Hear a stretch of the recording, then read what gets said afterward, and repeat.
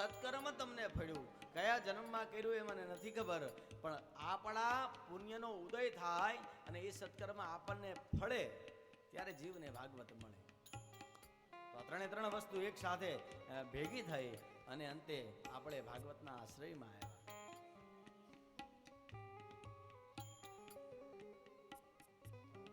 હા, બ્રહ્મ એટલે નિરાકાર રૂપ છે. હજી બે દિવસ પહેલા જ મેં શિવકથાને વિરામ આપ્યો. શિવકથામાં મેં કીધું હતું કે ઈશ્વર નિરાકાર એટલે જેનો કોઈ આકાર નથી, જેને કોઈ રંગ નથી અને જેનું કોઈ નામ નથી, એને નિરાકાર કહેવાય.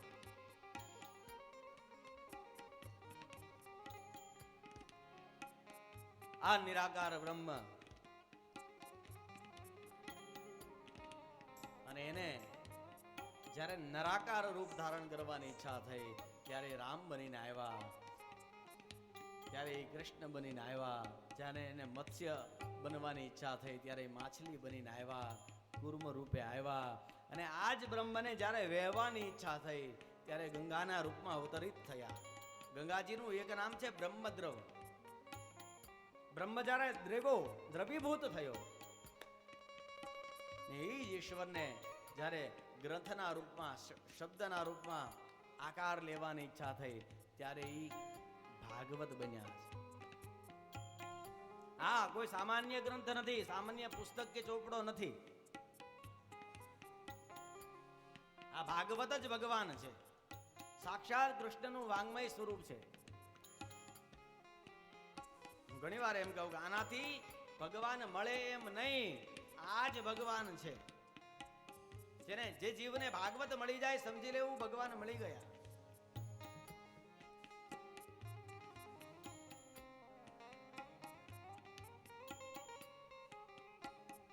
આપણે ઘણી વાર એવું કહેતા હોઈએ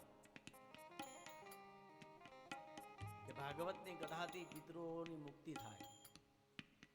ભાગવતની કથા કરાવે ને તો પિતૃઓને મુક્તિ મળે, ગતિ મળે.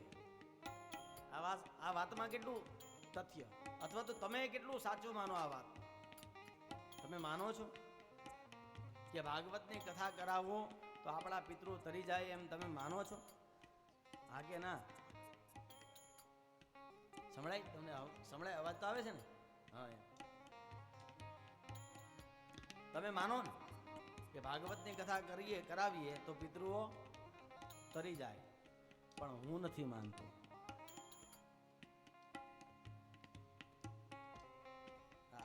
જો પહેલા દિવસે એક ચોખવટ કરી દઉં કે હું જે બોલું એની જવાબદારી મારી છે, તમે જે સમજો એની જવાબદારી તમારી. હું જ્યાં લઈ જવા માંગુ છું ત્યાં આવજો. આપણે સાથે આ યાત્રા છે, કથા યાત્રા, અને સાથે યાત્રા કરીએ, પાછળ છૂટી જઈએ.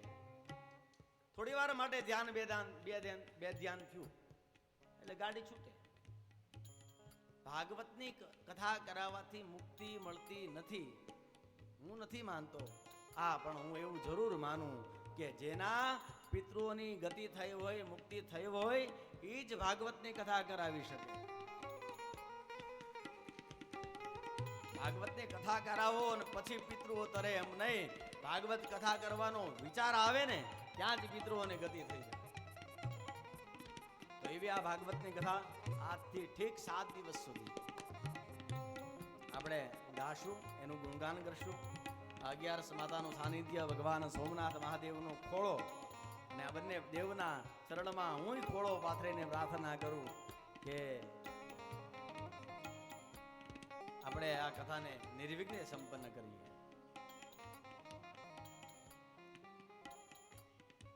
આપણે ત્યાં યજ્ઞોના ઘણા બધા પ્રકાર બતાવ્યા. હા, અભિષેક, આ શ્રાવણ માસ ચાલે, અભિષેકાત્મક યજ્ઞ. શિવલિંગ ઉપર મંત્રો દ્વારા જલાધારી કે દુગ્ધથી અથવા તો કોઈ ફળોના રસથી અભિષેક કરવામાં આવે એને અભિષેકાત્મક યજ્ઞ કહેવાય. પછી આવે હોમાત્મક યજ્ઞ. યજ્ઞકુંડ બાંધી બ્રાહ્મણોને બોલાવી અને સ્વાહાની સાથે યજ્ઞમાં આહુતિ આપીએ તો એને હોમાત્મક યજ્ઞ કહેવાય. ત્યાર પછી આવે જપ યજ્ઞ. ગૌમુખીમાં હાથ નાખી અને માળાથી ભગવાનનું નામ લઈને જપ કરીએ તો એને કહેવાય જપ યજ્ઞ. અને જપ યજ્ઞ માટે ભગવાન કૃષ્ણ ગીતામાં એમ બોલ્યા કે યજ્ઞાનામ જપ યજ્ઞોસ્મી. ભગવાન એમ કહે કે યજ્ઞમાં જપ યજ્ઞ હું છું. જપ યજ્ઞ મારું રૂપ છે.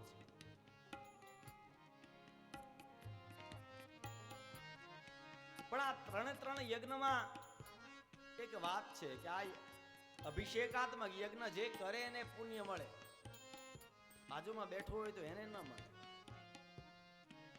હોમાત્મક યજ્ઞમાં જે અગ્નિકુંડ બાંધી અને અગ્નિ પ્રજ્વલિત કરીને બ્રાહ્મણો દ્વારા જે યજમાન બનીને બેઠો છે એને પુણ્ય મળે. આપણે કોઈના યજ્ઞમાં હાજરી આપવા જઈએ તો આપણને પુણ્ય ન મળે.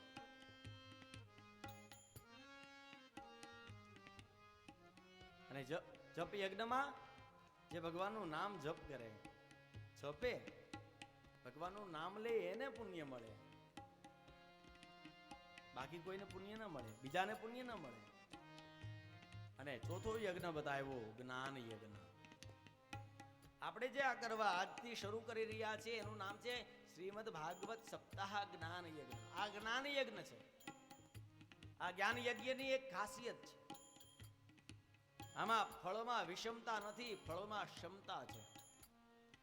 આ 3-3, 3.5 કલાક એક આસને બેસીને વક્તા ભાગવતની કથા કરે અને એને જેટલું પુણ્ય મળે, આ કથા મંડળના કોઈ પણ ખૂણામાં બેસી અને જે કથાનું શ્રવણ કરે એને એટલું જ પુણ્ય મળે. પુણ્યમાં સમાનતા છે.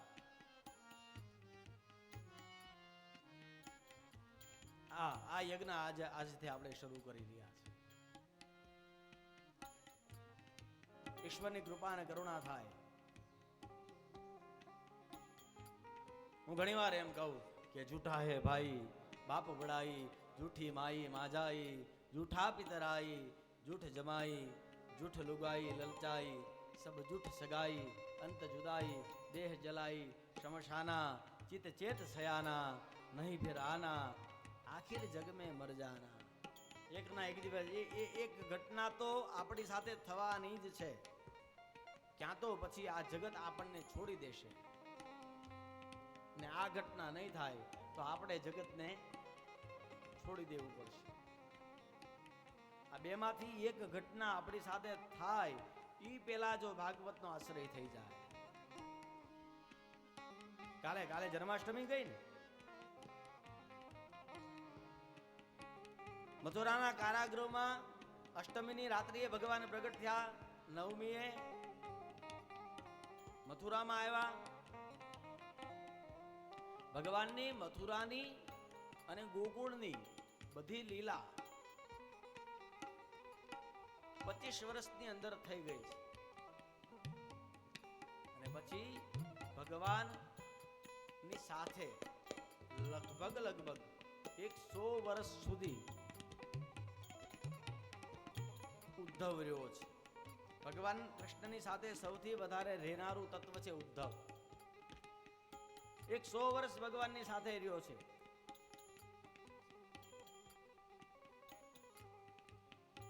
અને જ્યાંથી આમ તો 11 વર્ષ ને 52 દિવસના હતા, કંસને માર્યો પછી ઉદ્ધવ સાથે. પણ જ્યારે પ્રાચીના પીપળા નીચે ભગવાનને તીર લાગ્યું અને ઉદ્ધવ સાથે જ હતો, ભગવાન જ્યારે પોતાની લીલા સંકેલતા હતા ત્યારે ઉદ્ધવ પામી ગયો કે આ ભગવાન પોતાના ધામમાં જઈ રહ્યા છે. ત્યારે રડતા રડતા ઉદ્ધવે ભગવાનના ચરણ પકડ્યા છે. ભગવાન, આ હું તમારી વગર નહીં રહી શકું, મને પણ સાથે લેતા જાઓ. અને ત્યારે ભગવાન એમ બોલ્યા હતા કે હે ઉદ્ધવ, આ જગતમાં કોઈ સાથે આવતું નથી ને આ જગતમાંથી કોઈ સાથે જતું નથી. હું આવ્યો તો એકલો ને હું જઈશ પણ એકલો. આ જગતમાં કોઈનો સથવારો ના હોય. પણ પછી ઉદ્ધવે કીધું તો ભગવાન, હવે હું તમારી વગર રહી કઈ રીતે શકું? એટલે ભગવાને એમ કીધું કે હે ઉદ્ધવ, તને જ્યારે મારી બહુ યાદ આવે ને ત્યારે એક કામ કરજે, હું મારા સંપૂર્ણ તેજને શ્રીમદ ભાગવત રૂપી અર્ણવ એટલે કે સાગરમાં પધરાવતો જાઉં છું. જ્યારે જ્યારે મારો આશરો લેવાની, ત્યારે જ્યારે મારી શરણાગતિ લેવાનો તને ભાવ જાગે ત્યારે તું ભાગવતનો આશ્રય કરજે.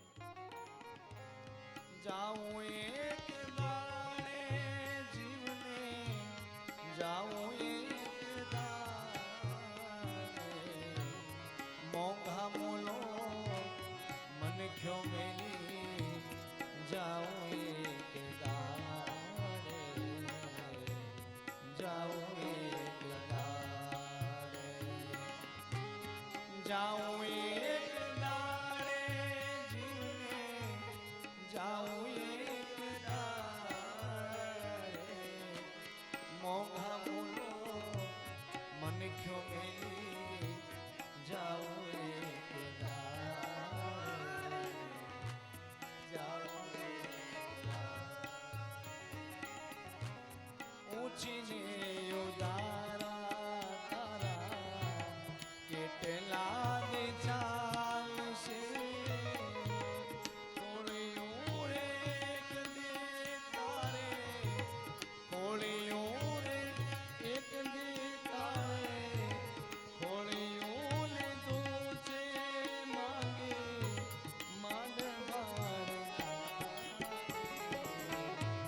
મોંઘા મોલો મનખ્યો મેલી જાઉં એક દાડે જાઉં એક દાડે જાઉં એક દાડે જાઉં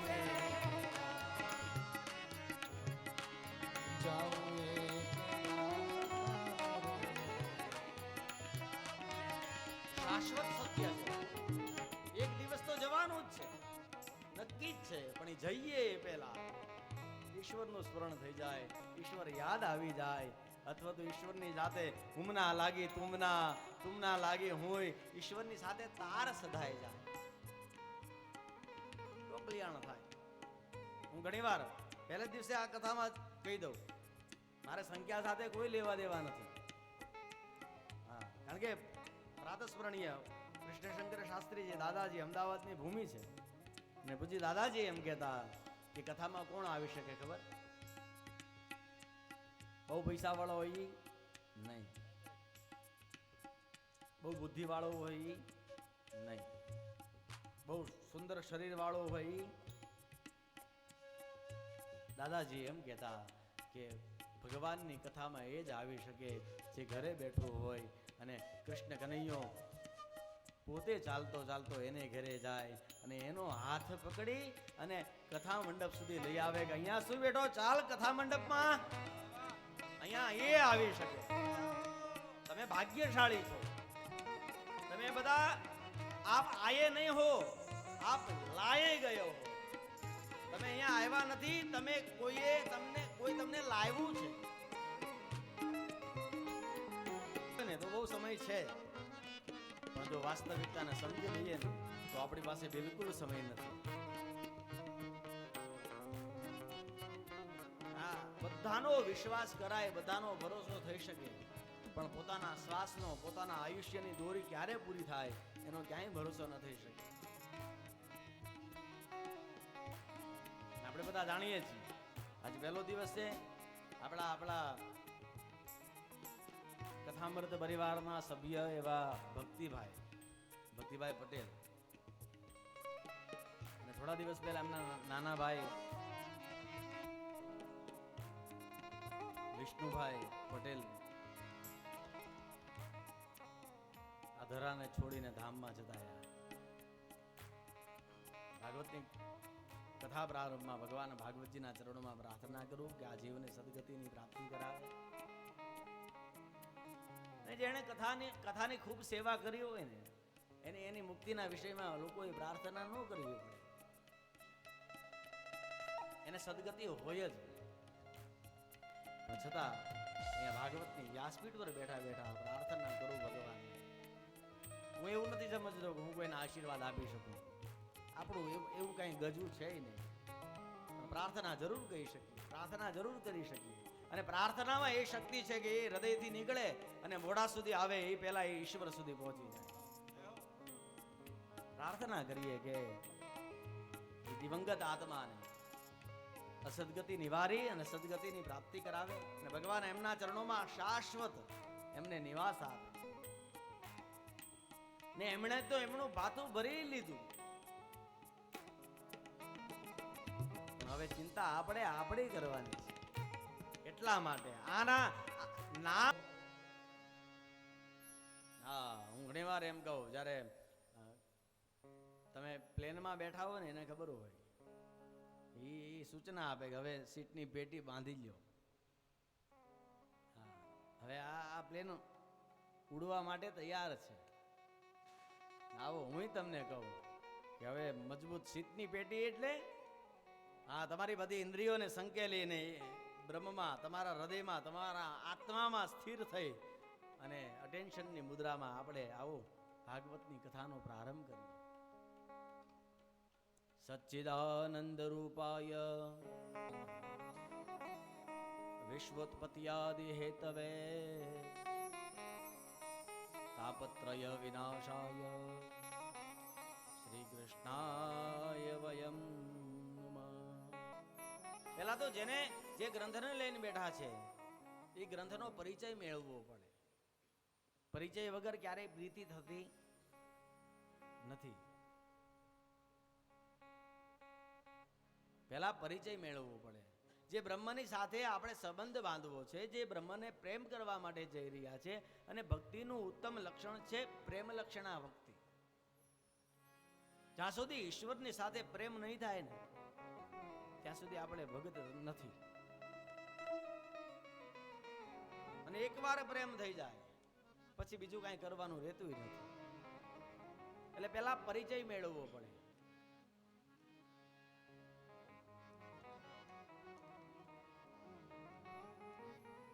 બિનુ પરિચય ન હોય પરતીતિ, બિનુ પરતીતિ હોય ન પ્રીતિ, બિનુ પરિચય નહીં હોય પ્રીતિ, બિનુ પરિચય રામાયણ એમ કહે કે બિનુ પરિચય હોય નહીં પ્રતીતિ, બિનુ પરતીતિ હોય નહીં પ્રીતિ. પ્રેમ કરવાના 3 પગથિયા.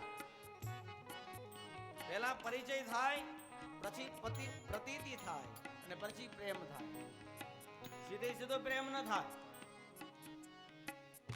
પછી વ્યક્તિની સાથે પ્રેમ કરો તો આ જ ઘટના લાગુ પડે, અને બ્રહ્મની સાથે પ્રેમ કરીએ તો પણ આ જ સિદ્ધાંત લાગુ પડે. પહેલો પરિચય મેળવાય, પછી પ્રતીતિ થાય, અનુભવ થાય, અને પછી અનુભવની રૂએ એ વ્યક્તિ જો સાચો નીકળે ને તો પછી એની સાથે પ્રેમ થાય. અને આવી રીતે જો પ્રેમ થઈ જાય ને તો એ પ્રેમમાં ક્યારે ભંગાણ થાય નહીં, એ પ્રેમ ક્યારે તૂટે નહીં, એ પ્રેમ અકબંધ રહે. હવે અત્યારના પ્રેમમાં આ ગડબડ છે. અત્યારના પ્રેમ કેવા છે ખબર? સીધો પ્રેમ થાય, પછી પરિચય થાય, અને પછી પ્રતીતિ થાય, અને પછી બધું ભાંગે. અહીંયા રામાયણ આપણને પ્રેમ કરતા પણ જો પ્રેમ કરતા શીખવું હોય ને તો એ ભાગવતની કથા સાંભળવા આવવું પડે. પ્રેમ બિના પાવે નહીં ભલે હુનર કરે હંગાર, કહે પ્રીતમ પ્રેમ બિના નહીં મળે નંદ કુમાર. રામ ને રોવણ હારે તો રોતાને રાજી કરે. પ્રેમ વગર ઈશ્વર નહીં મળે. અને ઈશ્વર મળે, ઈશ્વરની કૃપા થઈ જાય પછી શું થાય? રામ ને રોવણ હાર, રામ ને રોવણ હારે તો રોતાને રાજી કરે. વાલ્ભનો વ્યવહાર જુઓ રડી બતાવે રામજી. ઈશ્વર ક્યારે પછી રડવા ન દે, ઈશ્વર ક્યારે વાળ વાકો થવા ન દે. ને કદાચ એવો અવસર જીવનમાં આવે ને તો ઈશ્વર આપણી આગળ ઊભો હોય. प्रीतम को पतिया लिखो जो रहवे परदेश, पर जो मेरे तन में मन में नैनन में उनको कहाँ संदेश.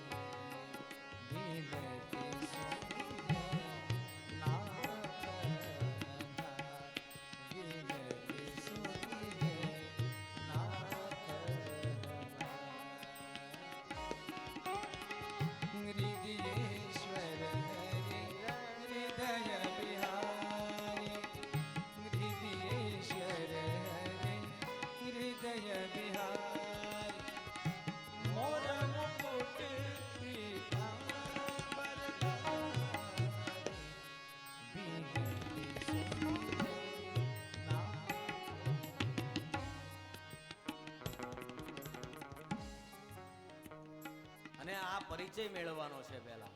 અને પરિચય કોણ આપે? પરિચય બીજો આપે. પોતે ને પોતે ક્યારે પોતાનો પરિચય અપાય નહીં. એટલે આ ભાગવતનો પરિચય જે ગ્રંથને લઈને બેઠા છે એ ગ્રંથનો પરિચય પદ્મ પુરાણમાં લખ્યો છે. એટલે પદ્મ પુરાણ અંતર્ગત 6 અધ્યાયનું મહાત્મ્ય. એમાં પહેલો શ્લોક ભગવાન કેવા છે, ભગવાનના સ્વરૂપનું, ભગવાનના કાર્યોનું વર્ણન છે. સચ્ચિદાનંદ રૂપાય, સચ્ચિદ અને આનંદ રૂપ પરમાત્મા. આ શબ્દોને થોડો છૂટો પાડીએ ને તો સત એટલે સત્ય, સત્ય સ્વરૂપ પરમાત્મા. ચિદ એટલે ચિત્તમાં વસે છે. ક્યાં રહે છે પરમાત્મા? શરીરમાં પરમાત્માનું ઠેકાણું ક્યાં? તો કે પરમાત્મા સત્યના રૂપમાં ચિત્તમાં રહે છે. અને ભગવાનની અનુભૂતિ કઈ રીતે થાય? તો આનંદના રૂપમાં અનુભવાય છે. આપણને જે આનંદ થાય ને, મને ને તમને, એ આનંદ ઈશ્વરનું રૂપ છે. સચ્ચિદાનંદ રૂપાય. પછી ભગવાન શું કરે? ભગવાનના કાર્યો શું? વિશ્વોત્પત્તિ હેતવે. આ વિશ્વની ઉત્પત્તિ કરે. આ વિશ્વ બનાવ્યું કોણે? પરમાત્માએ.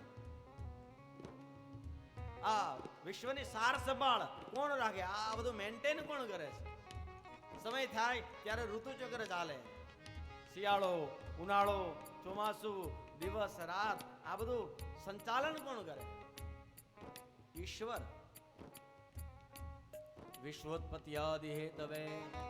અને જ્યારે સમય આવે કલ્પાંતે દહનોપમા, જ્યારે સમય આવે ત્યારે આ સૃષ્ટિનો લય કરી નાખે કોણ? પરમાત્મા.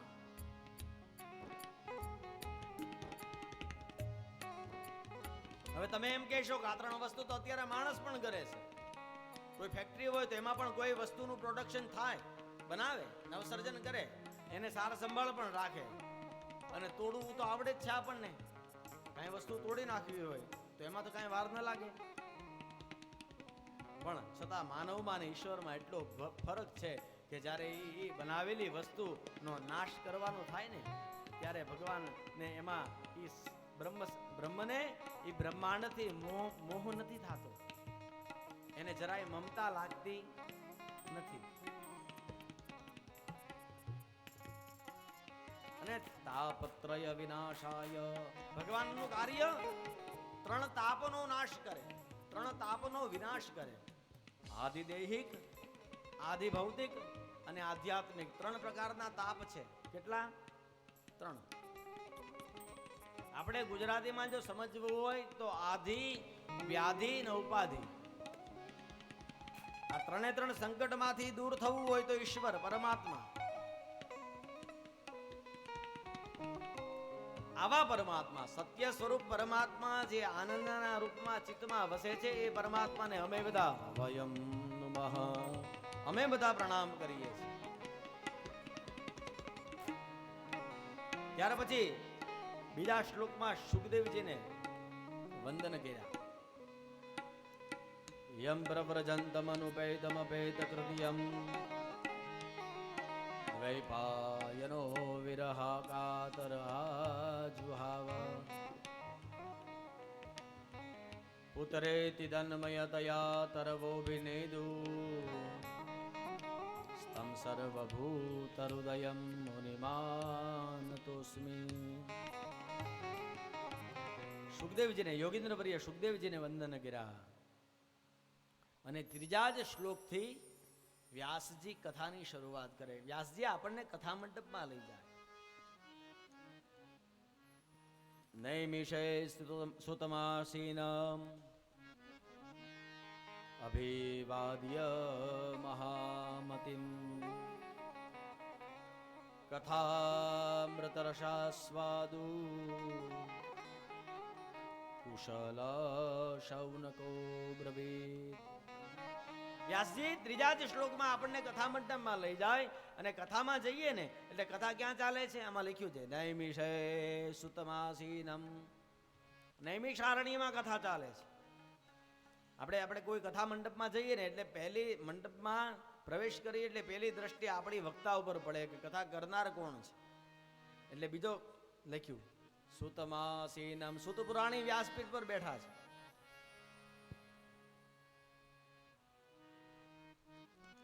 અને ત્રીજી દ્રષ્ટિ આપણી શ્રોતાઓમાં જાય કે શ્રોતાઓમાં કોઈ જાણીતું છે કે કેમ. આપણી બાજુમાં કદાચ જગ્યા, અહીંયા તો બહુ જગ્યા છે, પણ જગ્યા થઈ જાય તો કોણ બેઠું છે કદાચ સાંભળવા? કુશલો શૌનકો બ્રવીદ. શૌનકાદિ 88,000 ઋષિમુનિઓ કથા સાંભળવા બેઠા છે. કથા સુત પુરાણી કરે છે અને સ્થળ છે નૈમિષારણ્ય.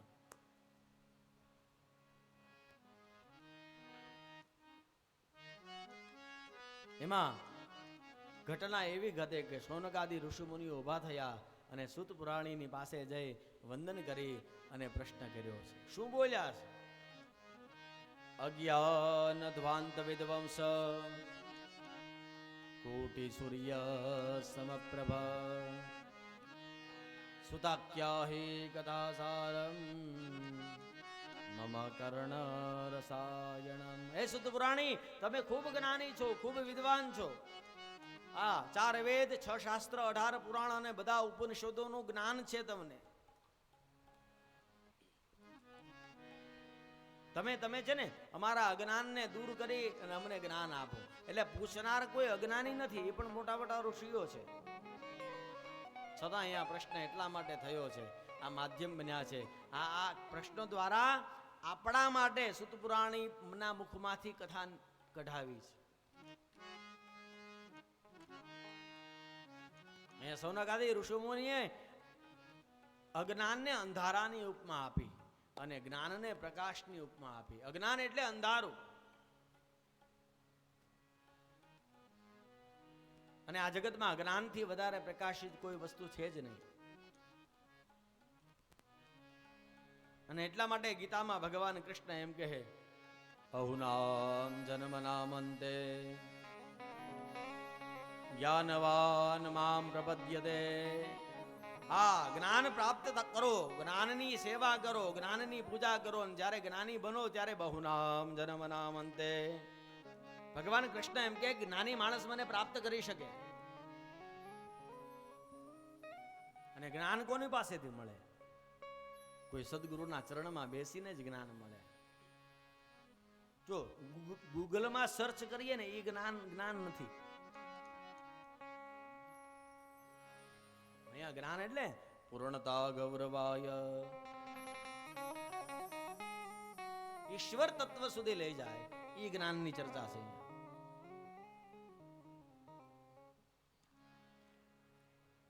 એટલે અજ્ઞાન એ અંધારું છે અને જ્ઞાન એટલે પ્રકાશ, અજવાળું. પણ ખાલી માત્ર પ્રકાશ એમ નહીં, પ્રકાશ તો એક લાઈટ કરો તોય થઈ જાય એમ નહીં. જ્ઞાન એટલે કેવો પ્રકાશ? અને બ્રહ્માનંદજીએ લખ્યું, ગાયું, કોટી સૂરજ શશી તારા કરે પર કાશ નીલ સારા. કોટી સૂરજ શશી તારા કરે પ્રકાશ મિલે સારા. કરે પર કાશ મિલ સારા. બિના ગુરુ ઘોર અંધકારા, બિના ગુરુ ઘોર અંધકારા. હરિ કા રૂપ દર્શાઈ.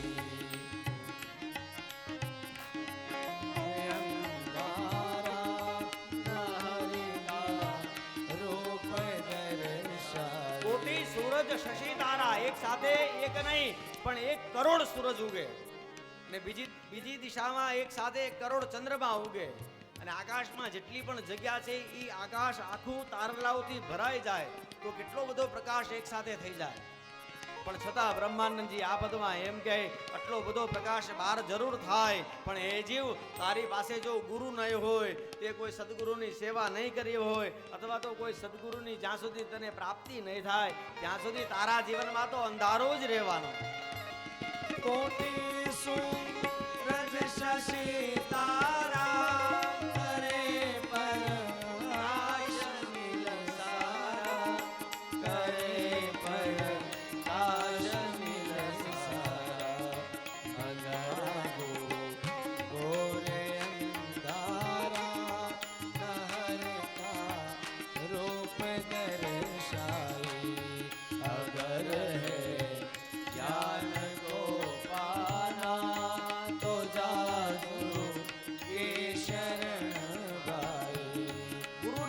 વગર જ્ઞાન નહીં મળે. અને એકવાર જ્ઞાન મળી ગયું ને તો બીજા કોઈ વસ્તુની જરૂર છે નહીં.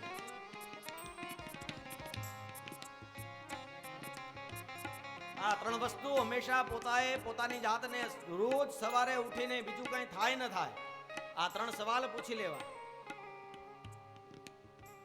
પહેલો પ્રશ્ન એ પૂછવો પોતાની જાતને કે હું કોણ છું.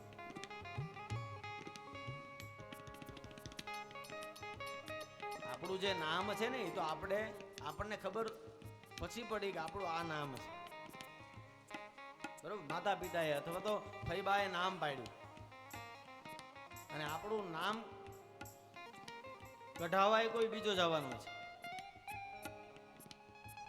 આપણી મરજીથી નામ પડાયું નથી ને આપણી મરજીથી નીકળવાનું નથી. ઈ પરિચયની વાત નથી. અહીંયા એમ પૂછવાની વાત છે કે હું કોણ છું. પેલા પ્રશ્ન સમજી લઈએ. જવાબ તો ક્યારે મળે કોને ખબર, પણ સવાલ તો સમજી લઈએ. હું કોણ છું?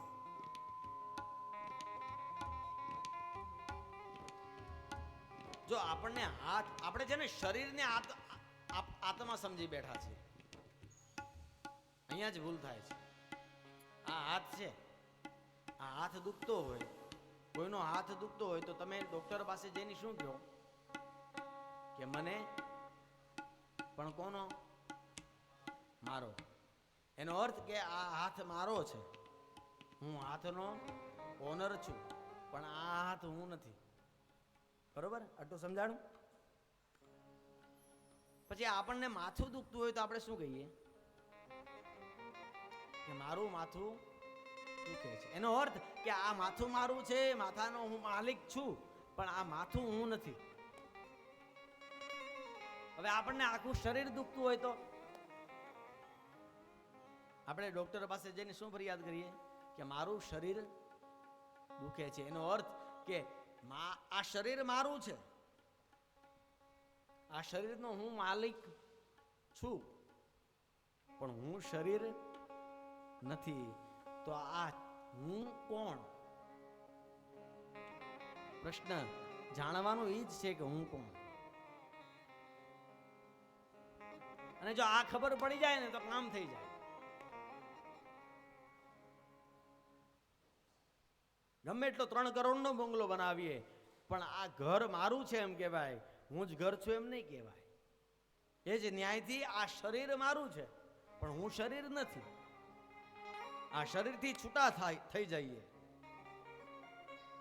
અને જીવનમાં જ્યારે સાક્ષી ભાવ આવી જાય ને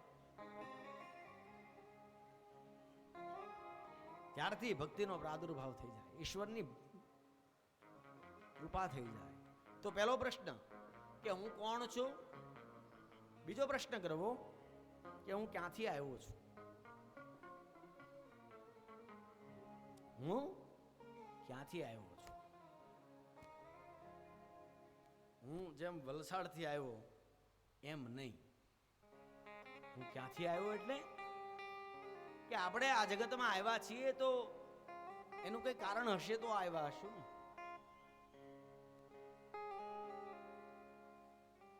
પછી તો આવ્યા એટલે ભણવું પડે, નોકરી કરવી પડે, પરિવારનું પોષણ આ બધું તો કરવું પડે, પણ એના માટે આવ્યા છીએ.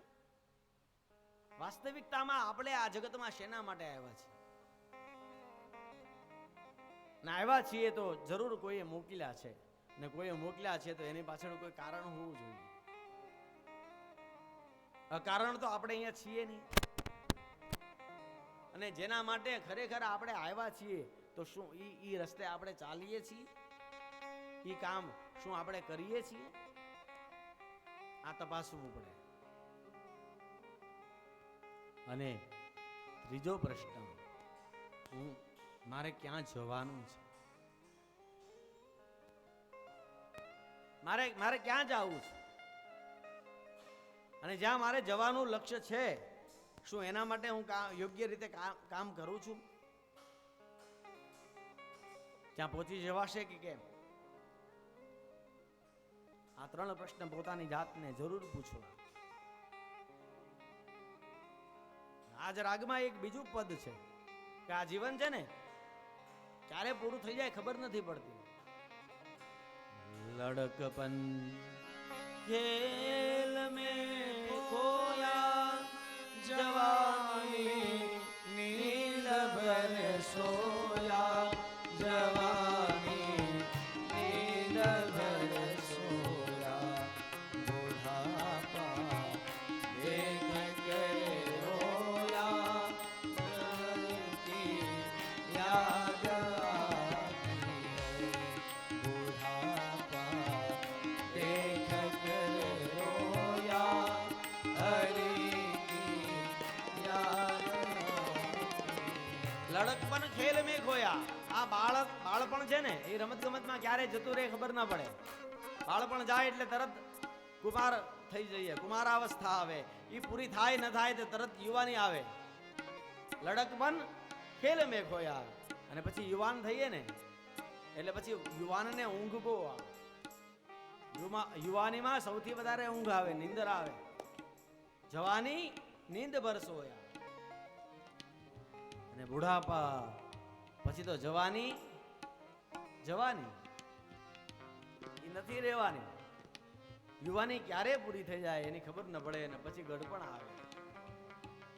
અને બુઢાપા દેખ કે રોયા ન હરિકા રૂપ દર્શાઈ. વૃદ્ધાવસ્થા આવી જાય, અંગો શિથિલ બને, આંખનું તેજ જતું રહે, શ્રવણેન્દ્રિય કામ કરતી બંધ થઈ જાય. 80-90 વર્ષે પછી દીકરાને બોલાવીને દાદા એમ કહે કે કોઈ મને મંદિરે લઈ જાઓ, કોઈ મને મંદિરે લઈ જાઓ, કોઈ મને કથામાં લઈ જાઓ, કોઈ મને મંદિરે લઈ જાઓ. અને પછી ટીંગા ટોળી કરીને દાદાને મંદિરે લાવે અને પછી મૂર્તિની સામે હાથ આમ કરીને દાદા એમ કહે કે એ મૂર્તિનું આ રીતે જ્યારે દર્શન કરે ત્યારે તમને એમ નથી લાગતું કે મૂર્તિમાં બેઠો બેઠો ભગવાન એમ કહેતો હોય કે તને એટલું સારું શરીર આપ્યું, જ્યારે બાળક હતો, જ્યારે તું યુવાન હતો ત્યારે તને મારી યાદ ના આવી? તું હવે 80 વર્ષે આવ્યો.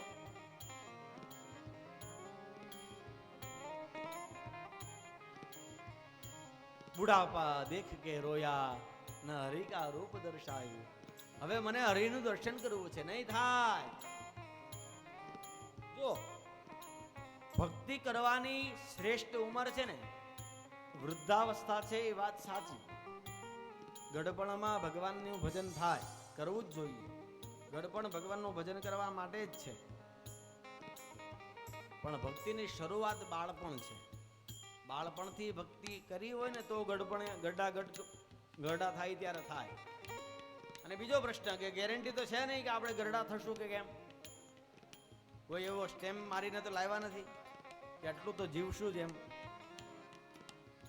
સમય કેટલો છે કોને ખબર? અને આખું જીવન જેવી વૃત્તિથી કાર્ય કરીએ ને એવી જ વૃત્તિથી આપણે ગડબડમાં પણ જો હરિહરિ કર્યું હોય તો જ ગડબડમાં હરિહરિ થાય. અને તો જ અંત અવસ્થા આવે ને જ્યારે આ શરીર પ્રાણ છોડે, પ્રાણ જ્યારે આ શરીરને છોડી દે ત્યારે તો જ નારાયણ કે હરિ યાદ આવે. જો આખું જીવન નારાયણનું નામ લીધું હોય તો, આખું જીવન હાય હાયમાં ગયું હોય તો પછી મરતી વખતે પણ હાય હાય જ યાદ આવે.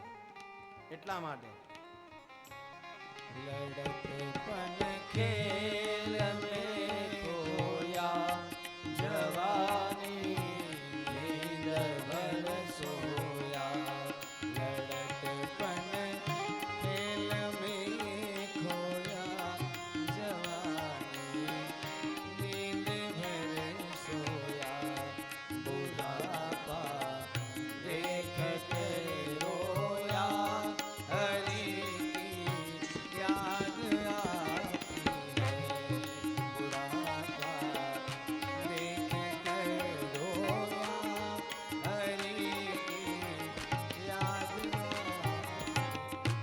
અહીંયા સુધુપુરાણી એની આગળ પ્રશ્ન કર્યો શૌનકાદી ઋષિઓએ કે હે સુધુપુરાણી, અમને અમારા કાનની દવા આપો. કેવી દવા? કાનની. મમ કર્ણ રસાયણમ. કાનની દવા આપો. અને દવા કોણ લે? જેને કોઈ રોગ થયો હોય એ દવા લે. તો અહીંયા સૂત પુરાણી પોતાની વાત નથી કરતા, અહીંયા પ્રત્યેક વ્યક્તિએ કાનની દવાની જરૂર છે. કઈ દવા? રસાયણ શબ્દ વાપર્યો છે. ભાગવત એટલે રસાયણ છે, કાનમાં નાખવાના ટીપા. તો રોગ કયો થયો છે? હા, મને ને તમને આપણને બધાને મરણ નામનો રોગ થયો છે. આપણે બધા મૃત્યુ ધર્મી છીએ. આજે નહીં તો કાલે, કાલે નહીં તો 100 વર્ષે આ જગત છોડીને જવું પડશે, મૃત્યુને શરણ થવું પડશે. અને મૃત્યુ આવે એ પેલા ભાગવતનો જ આશ્રય થઈ જાય, આ દવા મળી જાય તો મૃત્યુ મંગલમય બની જાય, મૃત્યુ સુધરી જાય ને મૃત્યુમાંથી મુક્તિ મળે. એટલા માટે આજ્ઞા કરી, પીબત ભાગવતમ રસમાલયમ મુહુરહો રસિકા ભુવિ ભાવુકા. રસિકો માટે, ભાવિકો માટે આ રસ પીવા જેવો છે. પણ શેનાથી પીવાનો? મુખથી નહીં, કાનથી. એટલા માટે રસાયણ.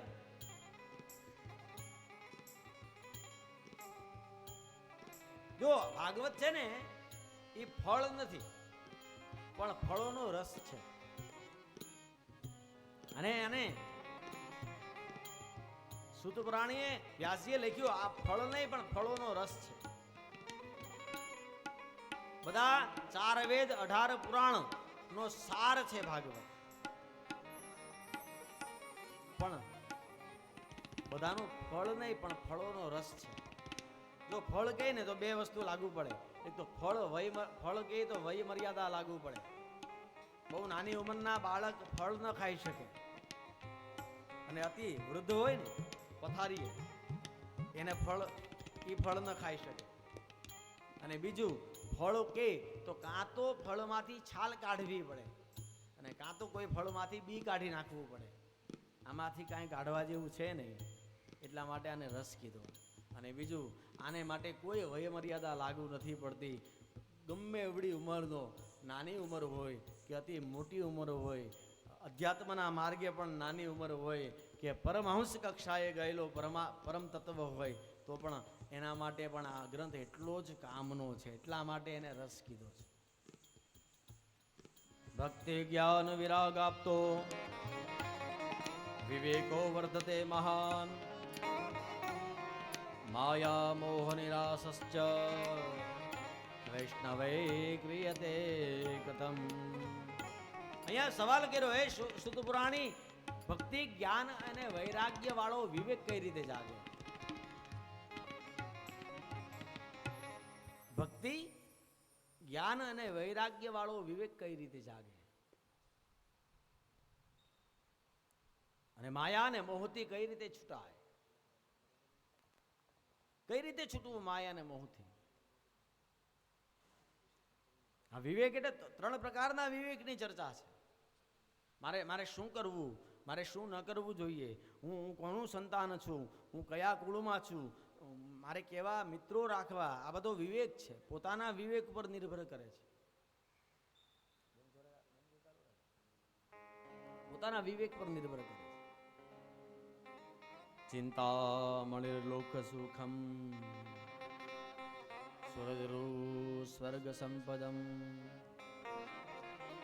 પ્રયચ્છતિ ગુરો પ્રીતો વૈકુંઠમ યોગી દુર્લભમ. આ સૌનકાદી ઋષિઓ સૂત પુરાણીને કહે છે, હે સૂત પુરાણી, તમે ગુરુ છો ને ગુરુ કૃપા કરે તો વૈકુંઠ પણ મળે. તમે વૈકુંઠ પણ અપાવી શકો. કૃપા કરીને આ બધા અમારા અજ્ઞાનને દૂર કરો. અજ્ઞાન ધ્વાંત વિધ્વંસ કોટી સૂર્ય સમપ્રભ. અમારો અંધકાર દૂર કરી અને જ્ઞાન આપો અમને. કથા નહીં પણ કથા સાર આપો. ને પરિણામે સૂત પુરાણી ખૂબ રાજી થયા. અને રાજી થયા એટલે સૂત પુરાણી બોલ્યા છે, પ્રીતિ શૌનક ચિત્તે તે હતો વચમી વિચાર્ય ચ સર્વ સિદ્ધાંત નિષ્પન્ન સંસાર ભયનાશનમ. ખૂબ રાજી થયા. રાજી પ્રીતિ સોનક જીતે દે. રાજી થયા ને રાજી થઈને એમ કહેવા લાગ્યા, હે શૌનકાદી ઋષિઓ, તમે ખૂબ ઉત્તમ પ્રશ્ન કર્યો છે. હું ખૂબ રાજી છું તમારી ઉપર. આ સંસારના ભયને નાશ કરવા માટે હું તમને ઉત્તમ કથા કહેવા જઈ રહ્યો છું. સાવધાન થઈને સાંભળો. પાછું સર્વ સિદ્ધાંત નિષ્પન્નમ. આ કથા કેવી છે? સર્વ સિદ્ધાંત, એમાં બધા જ સિદ્ધાંતો આવી ગયા. કાલ વ્યાલ મુખગ્રાસ ત્રાસ નિર્ણાશ હેતવે શ્રીમદ ભાગવતમ શાસ્ત્રમ કલૌકીરેણ ભાષિતમ. આ કાળના મુખમાં હું તમે સતત કોળીઓ થવા જઈ રહ્યા છીએ. કાલ વ્યાલ મુખગ્રાસ. કાળ ક્યારે કોળીઓ કરી જાય એની કઈ ખબર નથી. અને એ કાળના મુખમાં એક દ્રશ્ય વિચારો કે એક અજગર મુખ ખોલી અને બેઠો છે અને એના મુખમાં અડધો ઉંદર જતો રહ્યો છે. ઉંદરનું મુખ ખાલી બહાર છે, બાકી ઉંદર અજગરના મુખમાં જતો રહ્યો છે. અને છતાંય ક્યાંકથી ઉંદરના હાથમાં, બે હાથમાં મુઠ્ઠી ભરીને જુવારના દાણા આવી ગયા. એટલે એ જુવારના દાણા લઈને ઉંદર રાજી થાય છે. ઓહો, મારી પાસે તો બહુ આવી ગયું.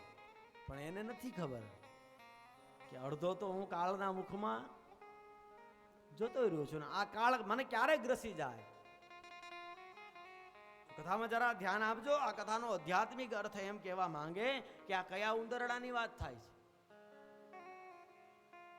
આ મનુષ્યની વાત થાય. કાળ વ્યાલ મુખગ્રાસ. કાળરૂપી સર્પ આપણને ક્યારે કોળીઓ કરી જાય એની ખબર નથી. મોઢું ફાડીને બેઠો છે ને અડધા તો આપણે જતાય રહ્યા છીએ. છતાં જુવાર રૂપી બે ચાર ફેક્ટરી કે બે ચાર બંગલા કે એકાદી બે ગાડી કે એના માટે આપણે હજી તલપાપડ છીએ. આપણે ચિંતા આપણી કરવાની છે. આ કાળ વ્યાલ મુખગ્રાસ, આ કોળીઓ કરી જાય, કાળ ખાઈ જાય એ પહેલા આપણું કાલ આપણે સુધારી લઈએ. આપણે કઈ પરમ તત્વની પ્રાપ્તિ કરી લઈએ.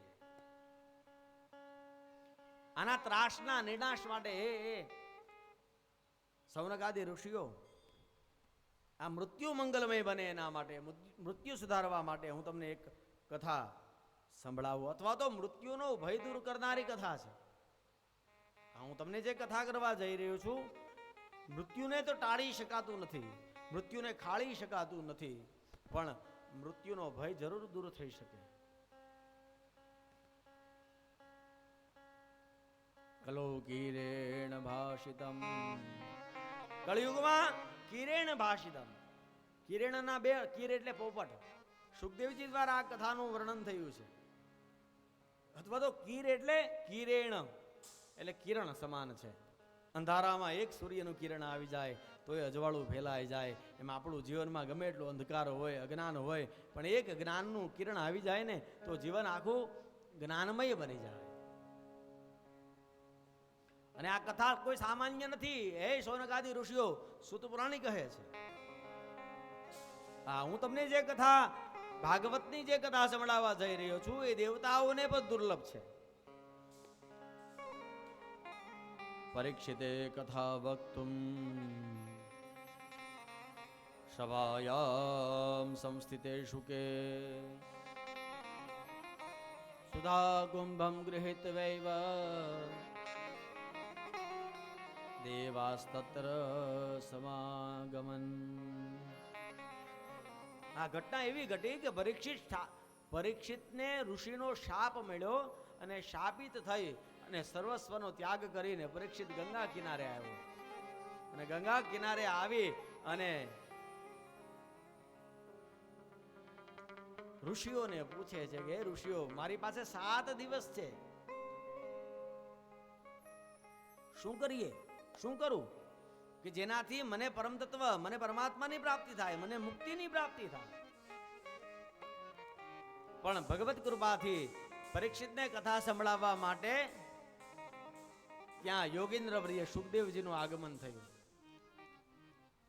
ને યોગેન્દ્ર પ્રિય સુખદેવજી આવ્યા અને જ્યાં કથા સંભળાવવા જાય પણ ત્યાં તો હજી શરૂ કરે એ પહેલા ત્યાંથી સ્વર્ગમાંથી એક વિમાન ઉતર્યું ગંગા કિનારે, અને વિમાનમાંથી દેવરાજ ઇન્દ્ર અને સાથે બીજા બધા દેવતાઓ ઉતર્યા. દેવરાજ ઇન્દ્ર ના હાથમાં એક કળશ હતો, આ કળશમાં અમૃત હતું, અને આવી ને આ કલશ દેવરાજ ઇન્દ્રએ પરીક્ષિતની સામે ધર્યો અને પરીક્ષિતને કીધું, હે પરીક્ષિત, તને શાપ મળ્યો છે, એક કામ કર, અમે તારા માટે આ સ્વર્ગનું અમૃત લાવ્યા છીએ. આ અમૃત પી જા, તું અમર થઈ જઈશ, કાળ તને કાંઈ નહીં કરી શકે, અને બદલામાં તું અમને કથા અમૃત આપી દે, બદલામાં અમને કથા આપી દે.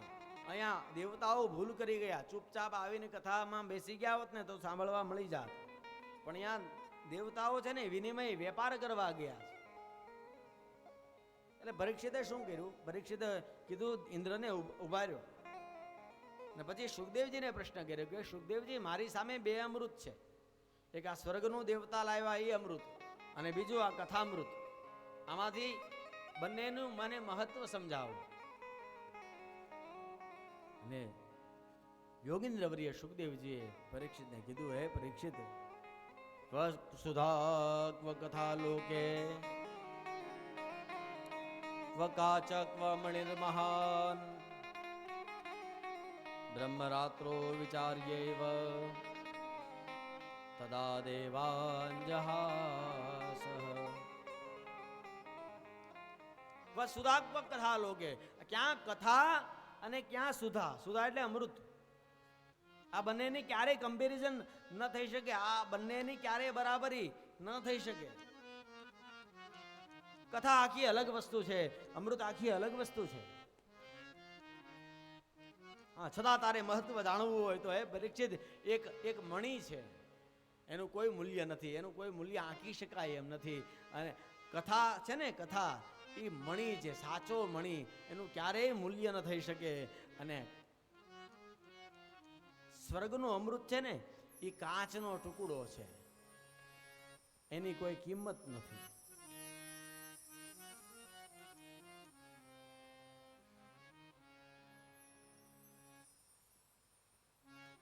અભક્તાંસ્તાંશ સદા વિઘ્નાય ન દદોષ કથામૃતમ. એક કાચનો ટુકડો જેની કોઈ કિંમત નથી, અને એક ઉત્તમ મણી જેની આ જગતભરની તમામ સંપત્તિ આપી દેવા છતાં કોઈ કિંમત આંકી શકાય એમ નથી. અને વાતની ખબર પડી પરીક્ષિતને, એટલે પરીક્ષિતે દેવતાઓનું લાવેલું સ્વર્ગામૃત ફૂંકરાયું, લાત મારી દીધી સ્વર્ગામૃતને, અને કથામૃત અપનાવ્યું. અને પછી દેવતાઓને પણ આ કથા સાંભળવા ન મળી, દેવતાઓને પણ આ કથા સાંભળવા મળી નથી. અને તમે બધા આ કથા સાંભળવા અહીંયા બેસી ગયા તો દેવતાઓ કરતા તમે ભાગ્યશાળી કહેવાઓ કે નહીં? અને વક્તાઓને તો વ્યાસજીએ આજ્ઞા કરી છે કે આ કથા પૈસા માટે ન કરવી. અભક્તાંશ્ચ વિઘ્નાય ન દદૌ સ કથામૃતમ. આ કથા કોઈ અભક્તને ન સંભળાવે. શ્રીમદ ભાગવતી વાર્તા પુરાણામપી દુર્લભા.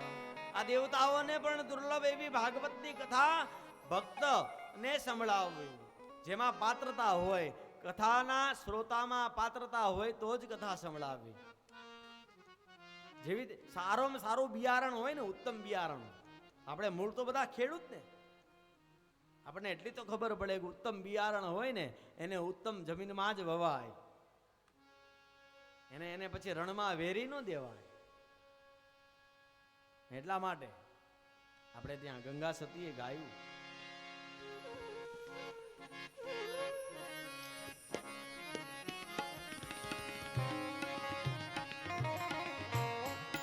પાત્ર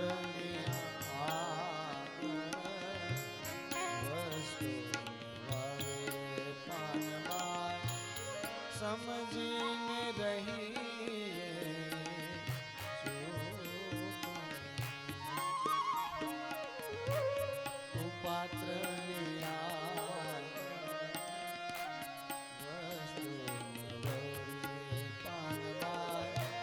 સમજીને રહીએ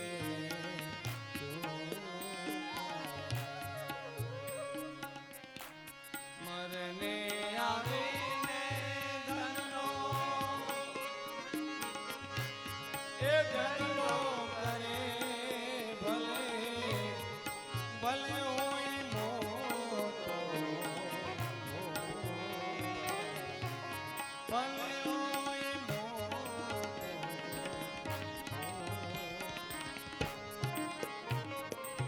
કદાચ ગમે એટલો મોટો માણસ હોય અને ચરણમાં આવીને ધનનો ઢગલો કરી દે, પણ એમાં જો પાત્રતા ન હોય તો ગંગા સતી એમ કે કુપાત્રને કાંઈ આપવો ન જોઈએ, કાંઈ આપીએ નહીં.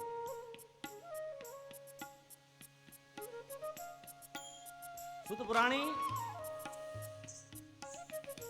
સૌનકાદી ઋષિઓને આગળ કહે કે એકદા હિ વિશાલાયામ ચતવારો ઋષયો મલા સત્સંગાર્થમ સમાયાતા દદૃશુસ્તત્ર નારદમ. એક વાર વિશાલ ક્ષેત્રમાં એટલે કે બદ્રી વિશાલમાં બદ્રીનારાયણ બદ્રીનાથ માં 4 ઋષિઓ ભેગા થયા. ચતવારો ઋષયો મલા, આ 4 ઋષિના નામ સંભળાવ્યા: સનક, સનંદન, સનાતન અને સનત. આ સનત કુમારો છે. જરા કથામાં ધ્યાન આપજો. આ સનત કુમારો ભગવાન નારાયણના 24 અવતારમાંનો એક અવતાર સનત કુમારો, જે કોમળ 5 વર્ષના દેખાય, કુમાર દેખાય, પણ હજારો વર્ષોના છે. આ બદ્રી વિશાલમાં સનત કુમારો બ્રહ્માજીના માનસ પુત્રો સત્સંગ માટે બેઠા હતા, અને એવામાં ત્યાં નારદજીનું આગમન થયું.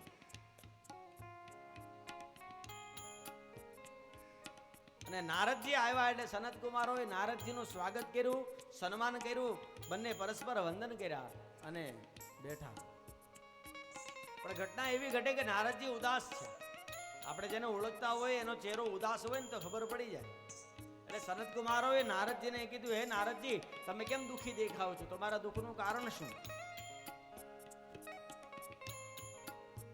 તમે કેમ ચિંતાતુર છો? તમને વળી કઈ ચિંતા? એટલે નારદજીએ પોતાની ચિંતાનું કારણ કીધું કે સનત કુમારો,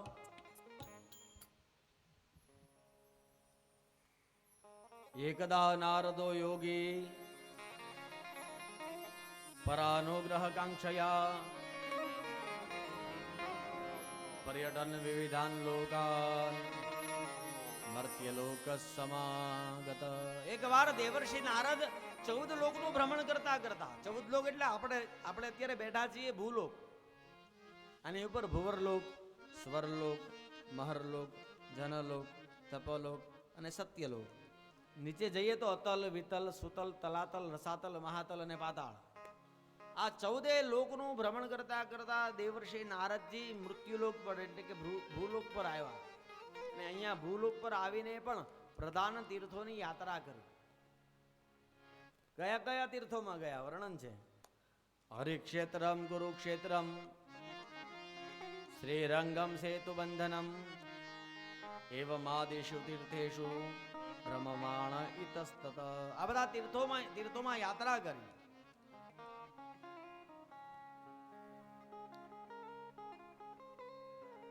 અહીંયા નારદજી સનત કુમારોને કહે છે કે સનત કુમારો, હું જેવો મૃત્યુલોક પર આવ્યો એટલે મૃત્યુલોકના માનવી દશા જોઈને મને દુઃખ થયું, મારી ચિંતામાં વધારો થયો, મને ચિંતા થવા લાગી. કેમ? એવું તે નારદજીએ શું જોયું? હું ખૂબ પ્રસન્ન હતો, પણ મૃત્યુલોકના માનવીની દશા જોઈ, આ મૃત્યુલોકની હાલત જોઈ અને મને દુઃખ થાય છે. શું થયું? નારદજી બોલ્યા છે, આખું લિસ્ટ સંભળાયું છે. સત્યમ નાસ્તિ તપઃ શોચમ દયાદાનમ ન વિદ્યતે અને ઉદરમ ભરીણો જીવા વરાકા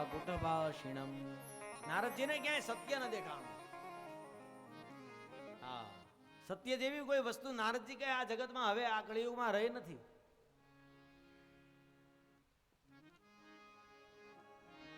આજનો માણસ વાત વાતમાં ખોટું બોલતો શીખી ગયો.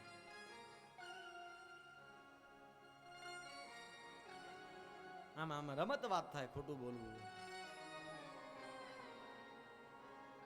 પેલાના આપણા વડીલો ભલે ઓછું ભણેલા હતા, સાધન સંપન્ન નહોતા, થોડા ગરીબ હશે, મેલા ગેલા કપડા પહેરતા હશે, પણ એ લોકોમાં એક ખાસિયત હતી. એક સાચી અને સારી વાત એ હતી કે એ લોકો ક્યારેક ખોટું નહોતા બોલતા.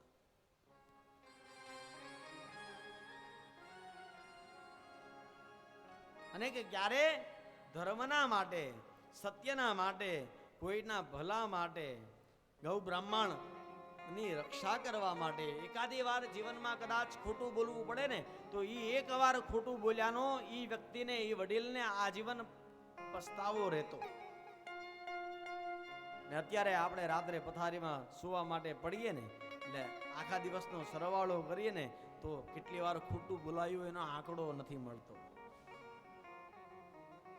સત્યમ નાસ્તિ તપઃ શોચમ. તપ એટલે કે ધીરજ. આજના માણસમાં ધીરજ નથી. કોઈ પણ વસ્તુનું તપ કરવું પડે, ધીરજ ધારણ કરવી પડે. ધીરજ ધ્યાન ધરાવું, કિસ વિધરા મરી જાવું. ધીરજ ધારણ કરવી પડે. સમય તો નબળો આવે, ઈશ્વર કસોટી લે, પણ જે ધીરસ્તત્ર ન મુહ્યતિ.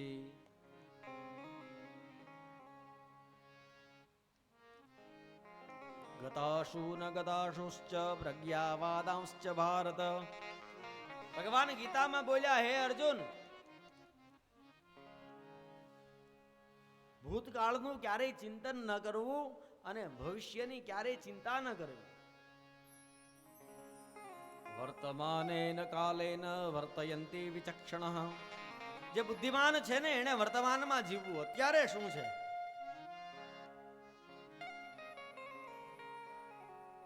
ધીરજ રાખવી. અત્યારે છે ને આમ સ્વિચ પાડે ને જેમ એસી ચાલુ થાય એમ માણસને તત્કાલ ફળ જોઈએ છે. ધીરજ નથી રહી. કોઈ એમ કે આ ભગવાન પાસે દોડો એટલે ત્યાં દોટું મૂકે, 15 દિવસ ત્યાં ધક્કા ખાય, પછી કાંઈ ફેરફાર ન થાય, ને પછી કોઈ આવીને કે હવે ઓલા ભગવાન બહુ સારા, તો ઓલા ભગવાનને પડતા મૂકીને બીજે દોટું મૂકે. એમ ભગવાનો બદલવાથી ફેર નહીં પડે. ધીરજ રાખવી પડશે જ્યાં સુધી તપ નહીં પાકે.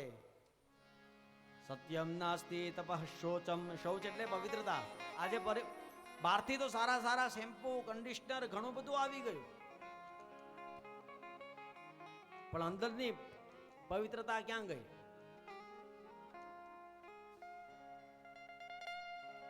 મન મેલા ને તન ઉજડા ને ભગવા બદલે રંગ. તન ઉજડા હોવાથી કઈ નહીં થાય, મન ચોખ્ખું હોવું જોઈએ. એક કહેવત છે કે મન ચંગા તો કથરોટ મેં ગંગા. મન શુદ્ધ હોવું જોઈએ, અંતઃકરણ શુદ્ધ થવું જોઈએ.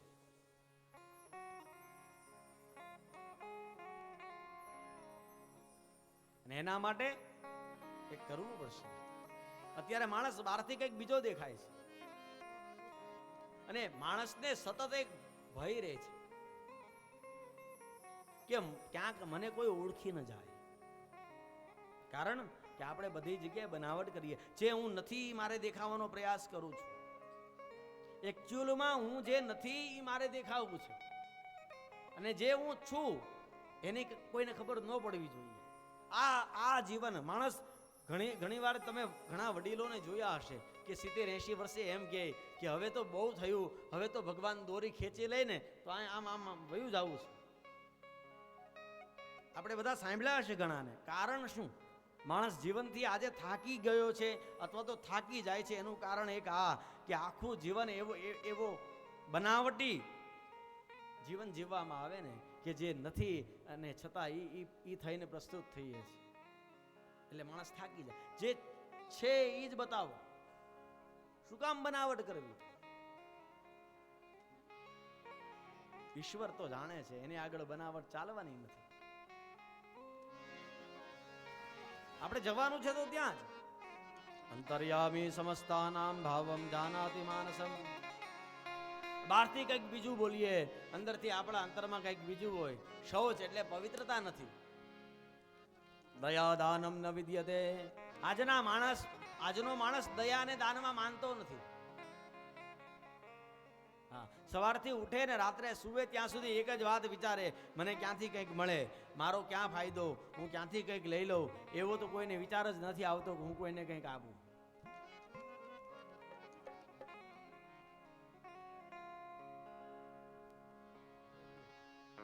ઓ ઈશ્વર તું પણ છે વિજ્ઞાન, ઈશ્વર તું પણ છે વિજ્ઞાન. જવાબ દે ને, જવાબ દે ને, પોલા નભમાં સૂર્ય ચંદ્ર ક્યાં રહેતા હશે, સૂર્ય ચંદ્ર ક્યાં રહેતા હશે. ઈશ્વર તું પણ છે વિજ્ઞાની, ઈશ્વર તું પણ છે વિજ્ઞાની. હજુ તો આમ પોટ બાંધ્યું, હજી તો પોટ બાંધ્યું છે, ત્યાં 4:15 વાગી ગયા. પણ હવે થોડી વાર, હજી તો શરૂઆત કરે, હજુ તો ગળું ગરમ થયું છે.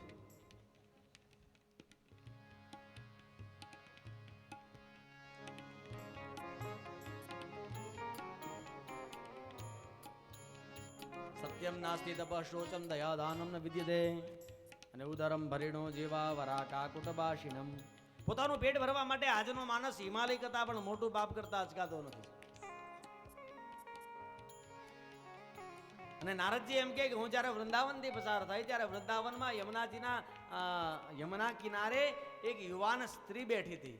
અને આ યુવાન સ્ત્રીના ખોળામાં માથું નાખીને 2 વૃદ્ધ પુરુષ સૂતા હતા.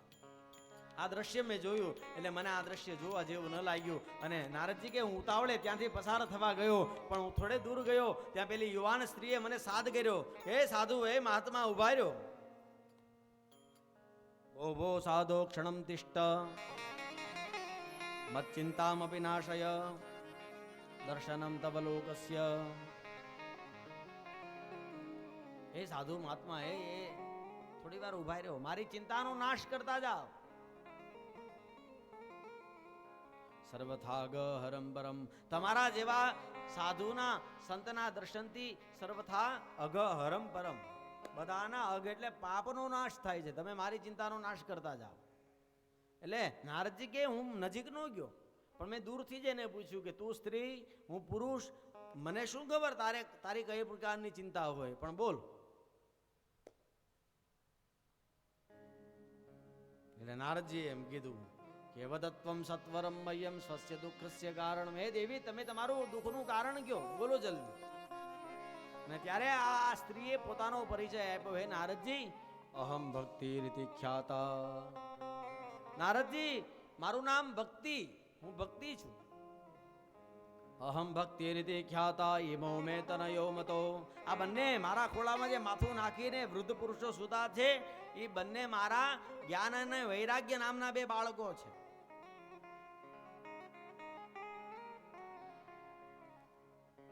જ્ઞાન વૈરાગ્ય નામાનો કાલ યોગે ન જર્જરો. આ જ્ઞાન અને વૈરાગ્ય કાળના યોગથી જર્જરિત થયા છે, એટલે વૃદ્ધ થયા છે. પછી પોતાનો આખો પરિચય આપ્યો. ઉત્પન્ના દ્રવિડે સાહમ વૃદ્ધિમ કર્ણાટકે ગતા. અને ક્વચિત ક્વચિત મહારાષ્ટ્રે ગુર્જરે જીર્ણતામ ગતા. હે નારદજી, મારો જન્મ દક્ષિણમાં થયો, ઉત્પન્ના દ્રવિડે. પછી ત્યાંથી આવીને હું કર્ણાટકમાં આવી એટલે હું વૃદ્ધિ પામી, હું મોટી થઈ. ક્વચિત ક્વચિત મહારાષ્ટ્રે, હું મહારાષ્ટ્રમાં આવી તો બધી જગ્યાએ મારું સન્માન થયું. ને ત્યાંથી પછી હું ગુજરાતમાં આવી એટલે હું વૃદ્ધ થઈ ગઈ. ગુર્જરે જીર્ણતામ ગતા. ગુજરાતમાં આવીને હું વૃદ્ધ થઈ ગઈ. પણ બીજો અર્થ વિદ્વાનો એમ કહે કે ગુજરાતની ભક્તિ છે ને મહાભક્તિ છે. પરિપક્વ ભક્તિ છે એટલે વૃદ્ધ થયા છે.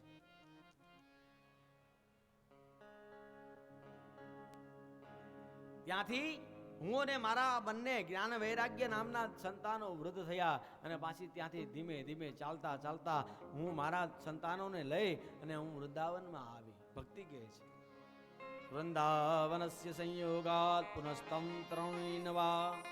હું જેવી વૃંદાવનમાં આવી એટલે મને મારું તારુણ્ય પાછું મળ્યું, મને મારી યુવાની પાછી મળી. કારણ કે વૃંદાવનના કણકણમાં ભક્તિ નૃત્યતી યત્ર ચ. વૃંદાવનમાં કણકણમાં ભક્તિ નો મહિમા છે. પણ વૃંદાવનમાં પણ આ મારા બંને દીકરાઓ જે વૃદ્ધ હતા એ મૂર્છિત થયા છે, આ બેભાન થઈ ગયા છે.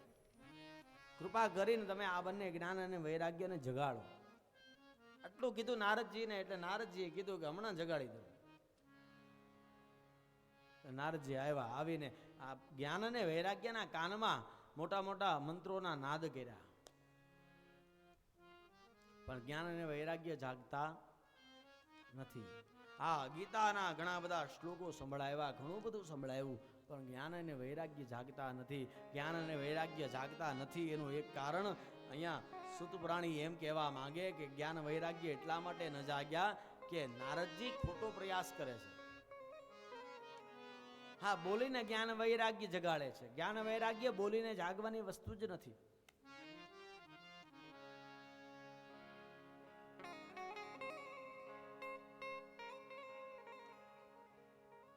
બોલવાથી જ્ઞાન વૈરાગ્ય નહીં જાગે.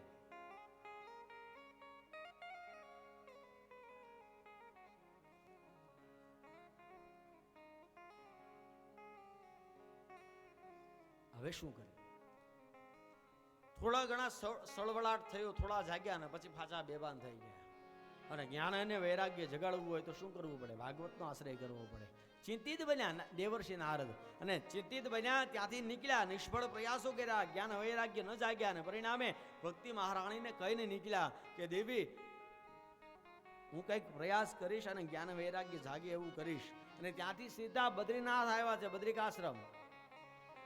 એકદા હિ વિશાલાયમ, અહીંયા વિશાલ ક્ષેત્રમાં સનતકુમારો સાથે નારદજીનું મિલન થયું. અને નારદજીએ સનતકુમારોની આગળ કીધું કે એક સનતકુમારો, કૃપા કરીને મને કયો, અરે જ્ઞાન વૈરાગ્ય કઈ રીતે જાગે? એટલે સનતકુમારો કીધું, નારદજી આ ઉપાય તમારી પાસે છે જ. કયો ઉપાય? હા, જ્યારે વેદવ્યાસજીને ગ્લાનિ થઈ, વેદવ્યાસજીને જ્યારે શોક થયો, ત્યારે તમે એમને કયો ઉપાય આપ્યો હતો? નારદજી કીધું, એમને તો મેં ભાગવત આપ્યું હતું, બસ એ જ ઉપાય. ભાગવતની કથાથી જ્ઞાન અને વૈરાગ્ય જાગે. અને પછી બદ્રી વિશાલની ભૂમિમાં સનતકુમારો કથા કરે અને નારદજી સાંભળે. અને હવે સનતકુમારો કથાની શરૂઆત કરે. સદા સેવ્યા શ્રીમદ ભાગવતી કથા, યસ્યા શ્રવણ માત્રેણ હરિશ્ચિત્તમ સમાશ્રયેત. આ સદા આ ભાગવતની કથાનું શ્રવણ કરવું, સેવન કરવું. આના શ્રવણ માત્રથી હરિશ્ચિત્તમ સમાશ્રયેત, હરિ નારાયણ ચિત્તમાં નિવાસ કરે છે આ કથા સાંભળવાથી. કિમ શ્રુતેર બહુભી શાસ્ત્રે પુરાણેશ્ચ ભ્રમાવહે, એકમ ભાગવતમ શાસ્ત્રમ મુક્તિદાનેન ગર્જતી. ઘણા બધા શાસ્ત્રો સાંભળવા કરતા એક ખાલી ભાગવતનો આશ્રય કરી લેવો તો મુક્તિદાનની ગર્જના કરે છે.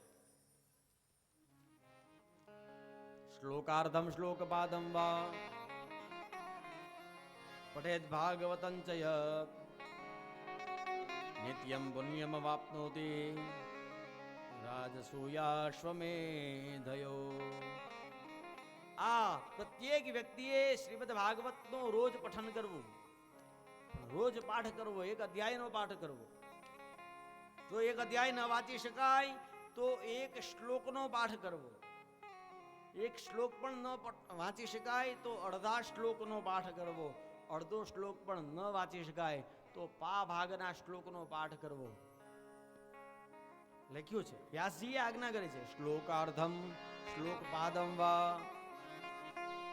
પઠેદ ભાગવતં ચ યહ. જે અડધામાંથી અડધો શ્લોક પણ જો રોજ વંચાય ઘરમાં તો નિત્યમ પુણ્યમ અવાપ્નોતિ રાજસૂયાશ્વમેધયો. આ જીવન આ ક્રમ જાળવી રખાય તો રાજસૂય અને અશ્વમેધ યજ્ઞ કરીએ ને જે પુણ્ય મળે એ પુણ્ય જીવને મળે. સનત કુમારો નારદજીને કહે કે અમે હે નારદજી એક પુરાતન ઇતિહાસ તમને સંભળાવું છું. તુંગભદ્રા નદીના કિનારે એક આત્મદેવ નામનો બ્રાહ્મણ, અને આત્મદેવ નામનો બ્રાહ્મણ ખૂબ વિદ્વાન, એક આત્મદેવને એક પત્ની, એનું નામ બતાવ્યું ભાગવતમાં ધુંધુલી.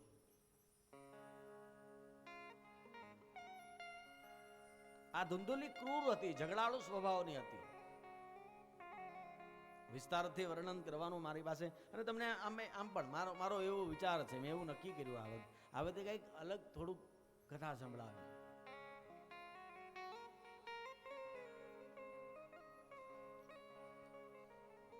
આ બ્રાહ્મણ ખૂબ સારો વિદ્વાન હતો, ભગવાનનો પરમ ભક્ત હતો.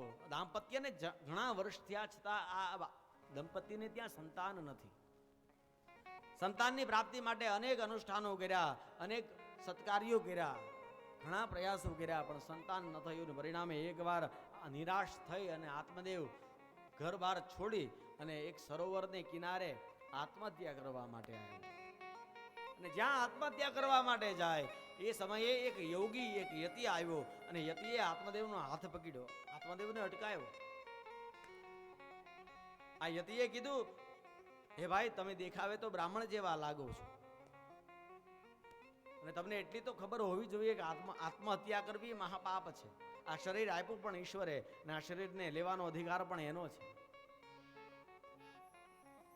તમે શું કામ આવું કરો છો? એટલે આત્મદેવે રડતા રડતા એમ કીધું કે બાપજી, મને ખબર છે, હું જાણું છું, પણ હવે હું જીવી નહીં શકું. તમે મને મરી જવા દો.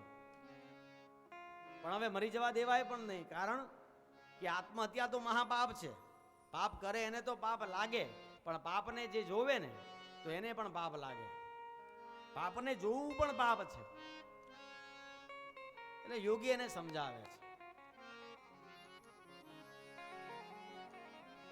યોગીએ કીધું કે ભાઈ, એ બ્રાહ્મણ, હે આત્મદેવ, તને તકલીફ શું છે? એટલે આત્મદેવે કીધું, મારે ત્યાં સંતાન નથી. બસ એક જ વાતની ખોટ છે, સંતાન નથી.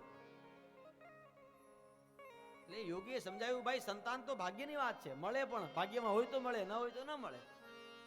અને એવું જરૂરી નથી કે સંતાનથી જ સુખ મળે. ઘણા જીવનમાં સંતાન નથી એટલે દુઃખી છે, ઘણા જીવનમાં સંતાન છે એટલે દુઃખી છે. એક દાદા બજારમાં એવું બોર્ડ લઈને નીકળ્યા કે કોઈક મને એક દીકરો આપે, હું એને મારા 7 આપી દઉં. હું મારા 7 દીકરા આપી દઉં. એક દીકરા જેવો હોવો જોઈએ. અને આ યતિએ આ બ્રાહ્મણની આગળ એક ઉદાહરણ આપ્યું. રાજા સગરનું દ્રષ્ટાંત આપ્યું. સગર રાજાને 60,000 દીકરા હતા, ભગવાન રામના પૂર્વજ. અને 60,000 યુવાન થયા એટલે એને નક્કી કર્યું કે આપણે રોજ એક કૂવો ખોદવાનો, નવા કૂવાના નવા પાણીથી આપણા પિતાને નવડાવવાના. અને પછી તો રોજ હવે 60,000 ત્રિકમને પાવડો લઈને મંડાય તો કૂવો ખોદતા કેટલી વાર લાગે? પિતાને સ્નાન કરાવે. થોડા જ વર્ષોમાં આમ પૃથ્વીને ચારણીની જેમ ચાળી નાખી. જ્યાં જોવો ને આ કૂવા થઈ ગયા. એમાં એકવાર કપિલ મુનિના આશ્રમમાં, જ્યાં કપિલ મુનિ સાધના કરતા હતા, આ પર્ણકુટીમાં જઈને કપિલ મુનિને કીધું કે આ આશ્રમ ખાલી કરવો, અમારે અહીંયા કૂવો કરવો છે. એટલે કપિલ મુનિએ કીધું કે ભાઈ, કૂવો જ કરવો હોય તો બીજે જઈને કરો, આ તો સાધના કરવા બેઠો છું. પણ રાજાના દીકરા ન માન્યા, રાજહઠ. અને પરિણામે કપિલ મુનિને ક્રોધ આવ્યો, અને ક્રોધના આવેશમાં આ 60,000 બળી ગયા. અને 60,000 એક અસ્થિનો ડુંગરો તૈયાર થયો. હવે આ 60,000 એક પૂર્વજની, એક પિતૃની મુક્તિ માટે પણ કેટલું બધું કરવું પડે, એટલે બદલે 60,000 ને તારવા માટે શું કરવું? અને પરિણામે આ 60,000 સપ્તર્ષિઓ પાસે જઈને પૂછવામાં આવ્યું, તો સપ્તર્ષિઓએ કીધું કે સ્વર્ગમાં એક નદી વહે છે, ગંગાજી. આ ગંગાજી જો આ ધરા પર આવે અને એ ગંગાના પ્રવાહમાં તમારા પિતૃઓના અસ્થિને વિસર્જિત કરવામાં આવે તો જ હવે તમારા પૂર્વજોની, પિતૃઓની મુક્તિ થાય. અને પરિણામે ગંગાજીને રાજી કરવા માટે 3 પેઢીએ તપ કર્યું. દિલીપ, અંશુમાન અને ભગીરથ. અને પછી ભગીરથના આ 3 પેઢીના તપથી માં ગંગા પ્રગટ થયા અને ભગીરથને આવીને કીધું કે હે ભગીરથ, માંગ શું જોઈએ? ત્યારે ભગીરથે કીધું કે માતાજી, તમારે આ ધરતી પર આવવાનું છે. તમારા પ્રવાહમાં મારા પિતૃઓને મારા પિતૃઓના અસ્થિ પ્રવાહિત કરવા છે. ને ગંગાજીએ કીધું કે ભાઈ હું આવું તો ખરી, પણ મારો પ્રવાહ એટલો વેગવાન છે ને કે હું સીધે આવું તો આ ધરતી ફાડીને હું પાતાળમાં જતી રહીશ. કોઈક મને ઝીલીને જો મૂકી દે તો કામ થાય. અને પરિણામે ભગીરથે ભગવાન શંકરને વિનંતી કરી, શંકરની પ્રાર્થના કરી, ભગવાન શંકરનું તપ કર્યું, શંકરનું આરાધન કર્યું અને ભગવાન શંકર પ્રસન્ન થયા. અને ભગવાન શંકર પ્રસન્ન થયા એટલે ભગીરથને કીધું માંગ. ત્યારે ભગીરથે કીધું કે બાપજી, ગંગાજીને ઝીલીને આ ધરા પર મૂકવાના છે. એટલે ભગવાન શંકરે કીધું ગંગાજીને કયો ગમે ત્યારે આવે. અને પછી કૈલાસના ઉત્તંગ શિખર પર ભગવાન શંકર જટા ખોલીને બેઠા છે. ભગીરથે આ બાજુ વિનંતી કરી કે હે માતાજી, ભગવાન શિવજી તૈયાર છે, આવો. અને ત્યારે ગંગાજીના મનમાં અહંકાર આવ્યો કે એ વળી કોણ શંકર છે મને ઝીલવાની વાત કરે? હા, એવો પ્રચંડ વેગથી મારા વેગને વહાવું, એવા પ્રચંડ વેગથી મારા પ્રવાહને વહાવું કે શંકરની સાથે જો હું મારા વેગને સાથે શંકરને પાતાળમાં ન લઈ જાઉં તો મારું નામ ગંગા નહીં. અને પ્રચંડ મનમાં અહંકાર લઈને ગંગાજી આવ્યા છે. અંગે અભિમાન में આકાશેથી ઉતરી પડતા ધોધમાર પાણી જટામાં ગંગાજી જટામાં ગંગાજી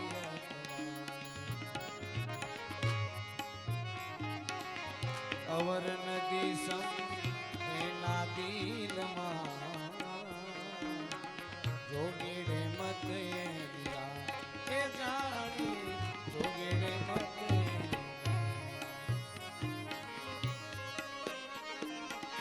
એ ત્રિપુરારીનો ગર્વ ઉતારી ત્રિપુરારીનો ગર્વ ઉતારી પાતાળ લઈ જાઓ તારી જટામાં ગંગાજી જટામાં ગંગાજી. માં ગંગા જટામાં આવ્યા અને પછી ભગવાન શંકરે શું કર્યું? જટાને બાંધી દીધી. અને જટાની આ એટલી બધી વિશાળ જટા છે કે માં ગંગા જટામાં રસ્તો શોધે છે. ભૂલા પડ્યા, આ તો ભગવાન શંકરની જટા, બહાર નથી નીકળી શકતા. ક્યાં જાય? અહંકાર હતો ને. હવે થોડી વાર તો ભગીરથે રાહ જોઈ કે માં ગંગા આવી તો ગયા, દેખાણા, પણ જટામાંથી બહાર નથી આવતા. આ શું છે? ભગીરથ મૂંઝાયો. ભગીરથે સપ્તર્ષિઓને પૂછ્યું એટલે સપ્તર્ષિઓ કીધું કે હે ભગીરથ, હવે તો ગંગાજી નહીં આવે. કેમ? કે હવે માં ગંગા અને ભગવાન શંકરનું યુદ્ધ ચાલે છે. હવે તો ગંગાજીને શિવજી ત્યારે જ માર્ગ આપે જ્યારે ભગવાન શંકર ગંગાજીને રસ્તો આપે.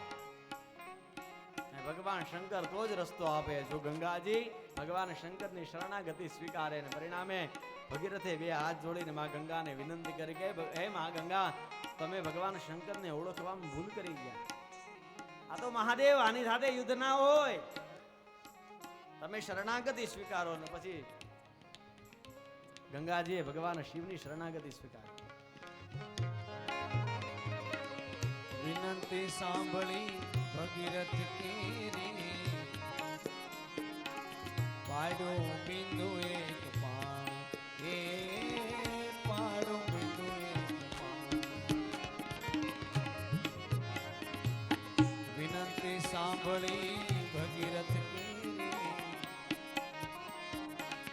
પાડો બિંદુ એક પાણી એ પાડો બિંદુ એક તારા રે પ્રગટી બિંદુમાંથી 3 તારા રે પ્રગટી 3 નામે ઓળખાણી જટામાં ગંગાજી જટામાં ગંગાજી. સૂરજ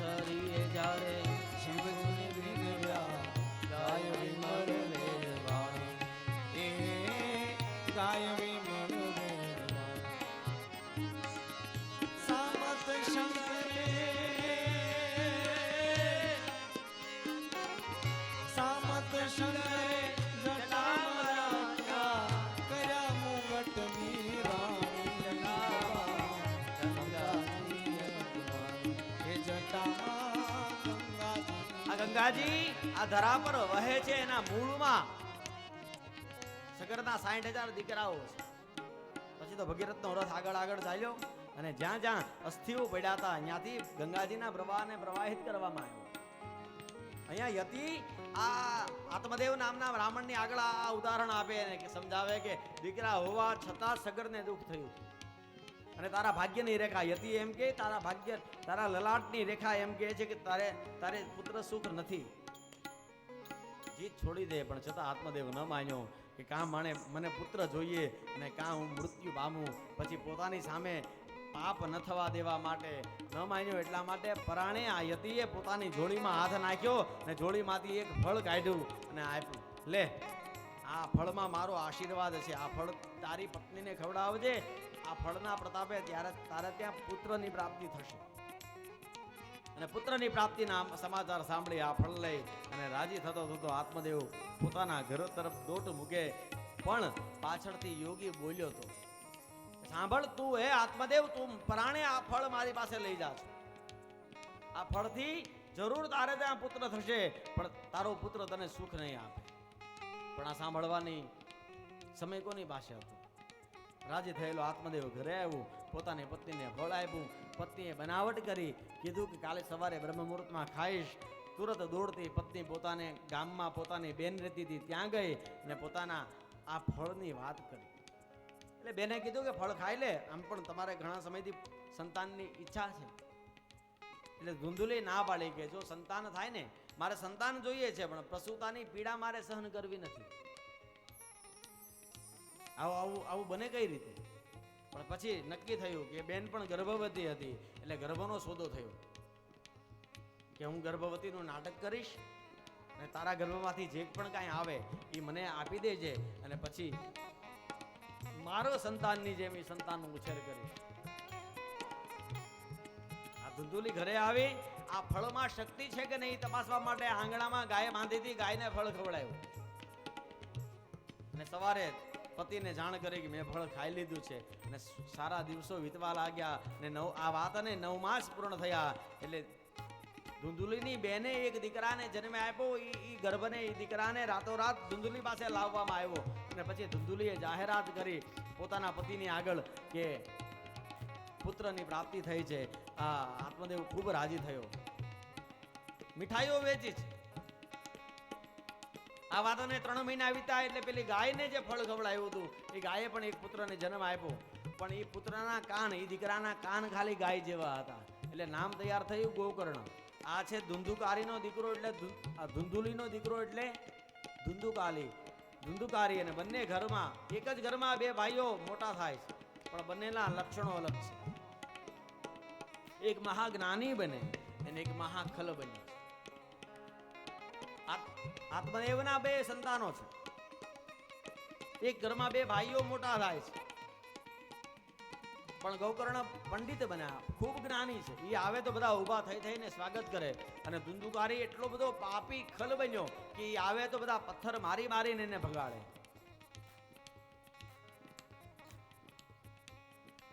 આ જગતમાં એક પણ એવું પાપ નથી જે ધુંધુકારીએ કર્યું નથી. અતિ પાપી છે. થોડો મોટો થયો એટલે જુગાર રમવા માટે ઘણું બધું હારી ગયો. એકવાર પિતા આત્મદેવ પાસે આવ્યો અને જુગાર માટે થોડુંક દ્રવ્ય માંગ્યું કે મને આપો. અને આત્મદેવે જ્યારે ના પાડી ત્યારે પોતાનો પુત્ર ધુંધુકારી ધન માટે પોતાના પિતા આત્મદેવને માર મારે છે. અને જ્યારે પોતાના દીકરાએ પોતાને માર્યો ત્યારે આત્મદેવની આંખમાંથી અશ્રુ આવ્યા, રડવા લાગ્યો. કારણ આ દીકરો મારે છે એટલે રડે છે નહીં. અત્યારે આત્મદેવને પેલા યતિના યોગીના શબ્દો યાદ આવ્યા કે યોગીએ ફળ આપતા આપતા કીધું તું કે તું ફળ લઈ જા છો પણ આ ફળ તને સુખ નહીં આપે, આ પુત્ર તને સુખ નહીં આપે. પુત્ર તો મારીને ધન લઈને જતો રહ્યો પણ રડતા રડતા જ્યારે આત્મદેવ બેઠા હતા ત્યારે ત્યાં ગોકર્ણ મહારાજ આવ્યા અને ગોકર્ણે આવીને આત્મદેવને ઉપદેશ આપ્યો. ઉત્તમ ઉપદેશ છે પણ એ ઉપદેશનો અત્યારે સમય નથી એટલે આ કથાને વંદન કરીએ. આ ઉપદેશ સાંભળી અને આત્મદેવ વનગમન કરે અને પોતાના મુક્તિની પ્રાપ્તિ કરે. એકવાર આ જ રીતે ધુંધુકારી ત્યારે પોતાની માં ધુંધુલીને માર મારે ત્યારે આંગણામાં કૂવો હતો, કૂવામાં પડીને ધુંધુલી આપઘાત કરે. ગોકર્ણ મહારાજ તીર્થયાત્રા કરવા ગયા. આ બાજુ ધુંધુકારી એકલો પડ્યો એટલે બેફામ પડ્યો. પાપાચાર વધ્યો. 5 નાચનારી સ્ત્રીઓને લાવ્યો અને એના માટે રાજ મહેલમાં ચોરી કરી અને પકડાવાના ભયથી આ 5 નર્તકીઓએ ધુંધુકારીને મારી નાખી. સળગતા પહેલા તો ખૂબ મદિરા પીવડાવી, પછી સળગતા કોલસાઓ મોઢામાં નાખ્યા અને ફાંસીના માચડે ચડાવ્યો, પણ છતાંય જીવ જાતો નથી. અતિ બાપીનો જીવ જલ્દી જાય નહીં. ધુંધુકારી મર્યો અને મર્યો એટલે ભયંકર પ્રેત બન્યો. ધુંધુકારીના મૃત્યુના સમાચાર ગોકર્ણને મળ્યા. ગયામાં જઈ અને ગોકર્ણ મહારાજે ગયા શ્રાદ્ધ કર્યું. ઘરે આવ્યા અને રાત્રે કોઈ પ્રેતના રડવાનો અવાજ સંભળાયો એટલે હાથમાં અંજલિ લઈ અને મંત્રોચ્ચાર કરી અને છાંટ્યું અને કીધું કે ભાઈ બોલો, કોણ છે, કોણ રુદન કરે છે? એટલે ધુંધુકારી નામના પ્રેતને વાંચા આવીને એને કીધું, ભાઈ હું તારો ભાઈ ધુંધુકારી છું, હું પ્રેત બન્યો છું. ગોકર્ણજીએ કીધું કે ભાઈ મેં તો તારા માટે ગયામાં શ્રાદ્ધ કરાવ્યું, તને નથી મળ્યું? ધુંધુકારી કીધું મને ગયા શ્રાદ્ધ મળી ગયું છે, પણ મારા પાપનો જથ્થો એટલો છે ને કે એક વાર નહીં તમે 100 વાર ગયામાં જઈને શ્રાદ્ધ કરો ને તોય મારી મુક્તિ ન થાય. હવે શું કરું? બીજે દિવસે બ્રહ્મ મુહૂર્તમાં ઉઠીને ગોકર્ણ મહારાજે ભગવાન સૂર્યનારાયણને પ્રશ્ન કર્યો કે સૂર્યનારાયણ હું શું કરું મારા ભાઈની મુક્તિ થાય? સૂર્યનારાયણના કહેવાથી ગોકર્ણ મહારાજ 6 મહિના ભાગવતનો અભ્યાસ કરે અને પછી પોતાના જ આંગણામાં ભાગવત કથાનું આયોજન કરે. આખું ગામ શ્રોતાઓ આવે. જ્યારે પ્રેત આ ધુંધુકારી કથા શ્રવણ કરવા આવ્યો ત્યારે જગ્યા ન મળી અને પરિણામે વાસની વ્યાસપીઠ હતી, એ વાસમાં પ્રવેશ કર્યો અને 7 દિવસ પછી આ ધુંધુકારી નામના પ્રેતની મુક્તિ થઈ. એને લેવા માટે સ્વર્ગમાં વૈકુંઠમાંથી ભગવાન નારાયણના પાર્ષદો આવ્યા અને ધુંધુકારી દિવ્ય રૂપ ધારણ કરી અને ગોલોકની વૈકુંઠની પ્રાપ્તિ કરે. એટલે કથાથી મુક્તિ મળે.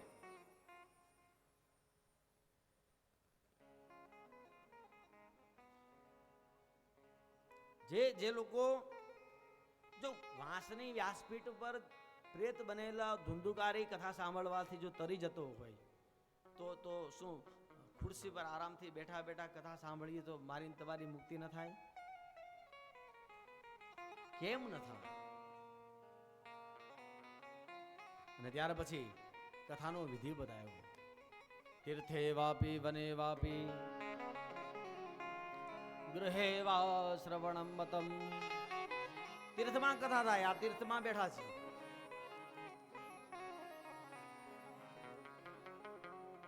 વને વાપી, વનમાં પણ કથા થઈ શકે. ગૃહે, ઘરના આંગણામાં કથા થાય. જ્યાં મોટી આ રીતે વિશાળ જગ્યા હોય એ જગ્યાએ કથા થઈ શકે. ત્યાર પછી કથાના વક્તાના નિયમો બતાવ્યા. કથાનો વક્તા કેવો હોવો જોઈએ? વિરક્તો વૈષ્ણવો વિપ્રો વેદ શાસ્ત્ર વિશુદ્ધિકૃત દ્રષ્ટાંત કુશલો ધીરો વક્તા કાર્યોતિ નિસ્પૃહ. વિરક્ત કથાનો વક્તા વાંચનારો વક્તા વિરક્ત હોવો જોઈએ. વૈષ્ણવો ભગવાન નારાયણનો ભગત હોવો જોઈએ. વિપ્રો બ્રાહ્મણ હોવો જોઈએ. વેદ શાસ્ત્ર વિશુદ્ધિકૃત, વેદ અને શાસ્ત્ર નો જાણકાર હોવો જોઈએ, જ્ઞાની હોવો જોઈએ. દ્રષ્ટાંત કુશલો ધીરો, મોટા મોટા દ્રષ્ટાંત આપી અને સામાન્ય રીતે આમ માં જેમ પોતાના બાળકને દવા પીવડાવે એ રીતે મોટા મોટા વેદના સિદ્ધાંતોને દ્રષ્ટાંત આપી અને સરળતાથી શ્રોતાઓને પીવડાવી દે એવો દ્રષ્ટાંત આપવામાં કુશળ હોવો જોઈએ. આ હતા વક્તાના નિયમો. હવે આવે શ્રોતાના નિયમો. સાંભળનારે કયા કયા નિયમો પાળવાના? કામમ ક્રોધમ મદમ માનમ મત્સરમ લોભમેવ ચ દંભમ મોહમ તથા દ્વેષમ દુરયચ્ચ કથાવ્રતિ. આ કથા સાંભળવા આવો ને ત્યારે આટલા નિયમોનું પાલન કરવાનું, આટલી વસ્તુ બહાર મૂકીને આવવાની. એક તો પગરખા, આપણે જે પગમાં પહેરીએ ને એ પગરખા બહાર મૂકવાના, અને એની સાથે સાથે આપણા અવરખા પણ બહાર મૂકી દેવાના. આટલી વસ્તુ પગરખાની સાથે મુક્તિ આવવી બહાર. કઈ કઈ? કામમ ક્રોધમ મદમ માનમ. કામ, ક્રોધ, મદ, માન. મત્સરમ લોભમેવ ચ. મત્સર અને લોભ, આ ષડ રીપુ છે ને એ દંભમ મોહમ તથા દ્વેષમ. દંભ, મોહ, દ્વેષ, આ બધું જ પગરખાની સાથે. પછી અહીંથી જાવ ને ત્યારે પાછા પોતાના પગરખા પહેરવાની છૂટ છે, ને ઓલું લેતું જવું હોય તો લેતા જાજો, પણ કથા મંડપમાં નહીં. કથા વિઘ્ન વિઘાતાય ગણનાથમ પ્રપૂજયેત. કથામાં ભગવાન ગણેશ સહિત સ્થાપિત દેવતાઓની પૂજા થવી જોઈએ. આ કથાના મુખ્ય યજમાન પદ સ્વીકાર્યું છે મારે વિષ્ણુભાઈ. સુચિબેન, એકવાર જોરદાર તાળી આ પરિવાર માટે. તાળીનો નાદ કર્યો. આજે કથા પ્રારંભ, પોથી યાત્રા થઈ પહેલા એમણે પૂજા કરી અહીંયા, અને નિત્ય આની પૂજા થશે. કથા વિઘ્ન વિઘાતાય ગણનાથમ પ્રપૂજયેત.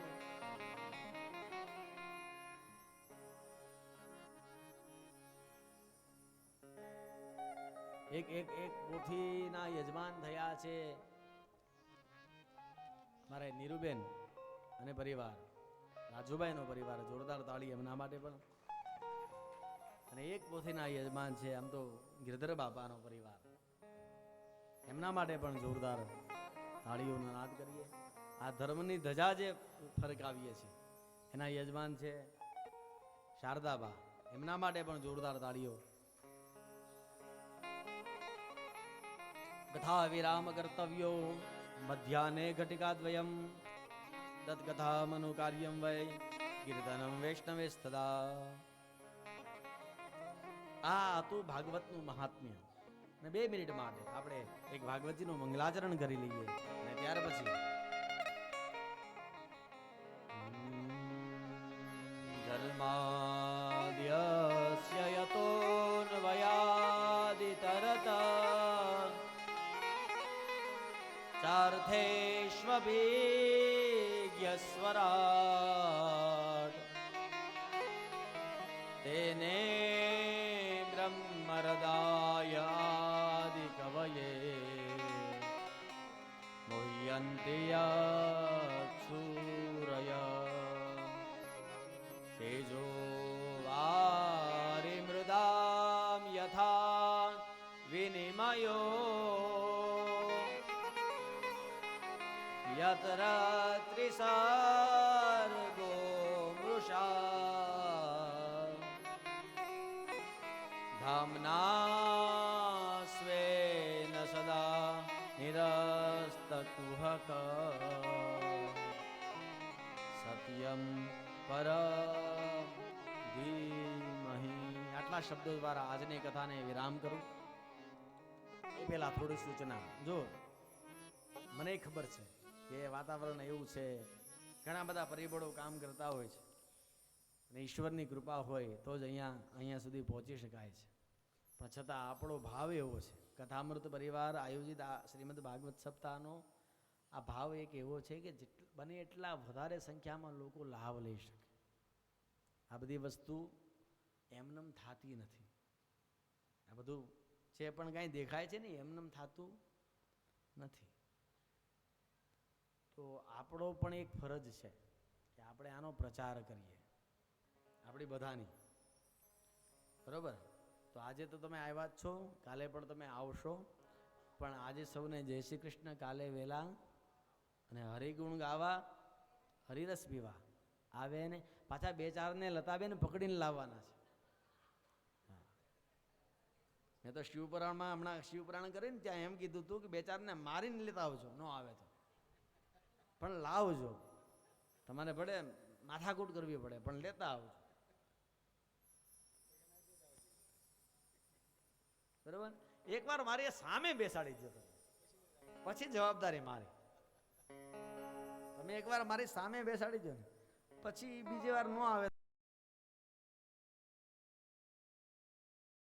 આપણે બધા, હું પણ પ્રયત્ન કરીને જરૂર પડે તો આ આજુબાજુની સોસાયટીમાં હું પોતે જઈશ. કારણ કે હવે બીજા કોઈ પર નિર્ભર થવાનું મને લાગતું નથી કે આમ આશા રાખવા જેવી છે. હું પોતે જઈશ કાલે કે ભાઈ અહીંયા કથા છે, આવવાનું છે. કારણ કે આ કોકના જીવનને સુધારનારી કથા છે. આપણા આંગળી ચીંધવાથી કોઈને જો લાભ મળતો હોય ને કોઈનું જીવન પરિવર્તિત થતું હોય તો એ આંગળી ચીંધ્યાનું પુણ્ય મળે. તો 2 મિનિટ માટે હરિનામ સંકીર્તન, હું ને સંગીતકારો ને બધા તબલા ને પેટીને લઈને નીકળવાના છે કાલે આ ઘેર ઘેર આમંત્રણ દેવા. એમાં શેની શરમ? આ તો અલખનો નાદ છે ને, ઈશ્વરનું કામ છે. આમાં કડકે તો કડકે લેકિન ઠાકુર કે લડકે. એમાં હેની બીક, એમાં શેની શરમ? અને એમાં ભગવાનનું નામ લેવામાં પછી હું પડાઈ જવાનું.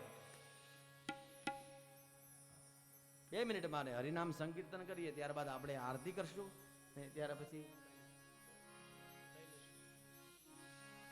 ભજ ગોવિંદ 2 મિનિટમાં.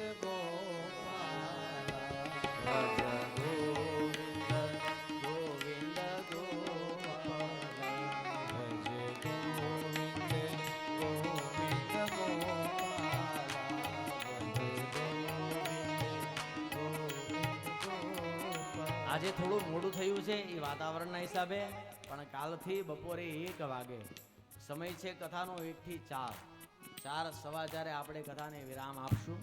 1 વાગે આપણે કથા પ્રારંભ કરી દઈશું. અને સામે કોઈ બેઠું હોય કે ન બેઠું હોય, હું 1 વાગે અહીંયા બેસી જઈશ. એટલે કૃપા કરી અને આવજો તો ખરા, 2-4 ને સાથે લેતા તો આવજો જ, પણ પાછા 1 વાગ્યા પહેલા આવજો. ભજ ગોવિંદ ગોવિંદ ગોપાલા, ગોવિંદ ગોવિંદ ગોપાલા, કૃષ્ણ ગોવિંદ ગોવિંદ ગોપાલા, કૃષ્ણ ગોવિંદ ગોવિંદ ગોપાલા. ભજ મુરલી મનોહર નંદલાલા, ભજ મુરલી મનોહર નંદલાલા, ભજ મુરલી મનોહર નંદલાલા, ભજ મુરલી મનોહર નંદલાલા.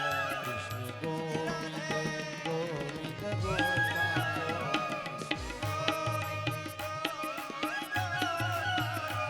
ભજ ગોવિંદ ગોવિંદ ગોપાલા,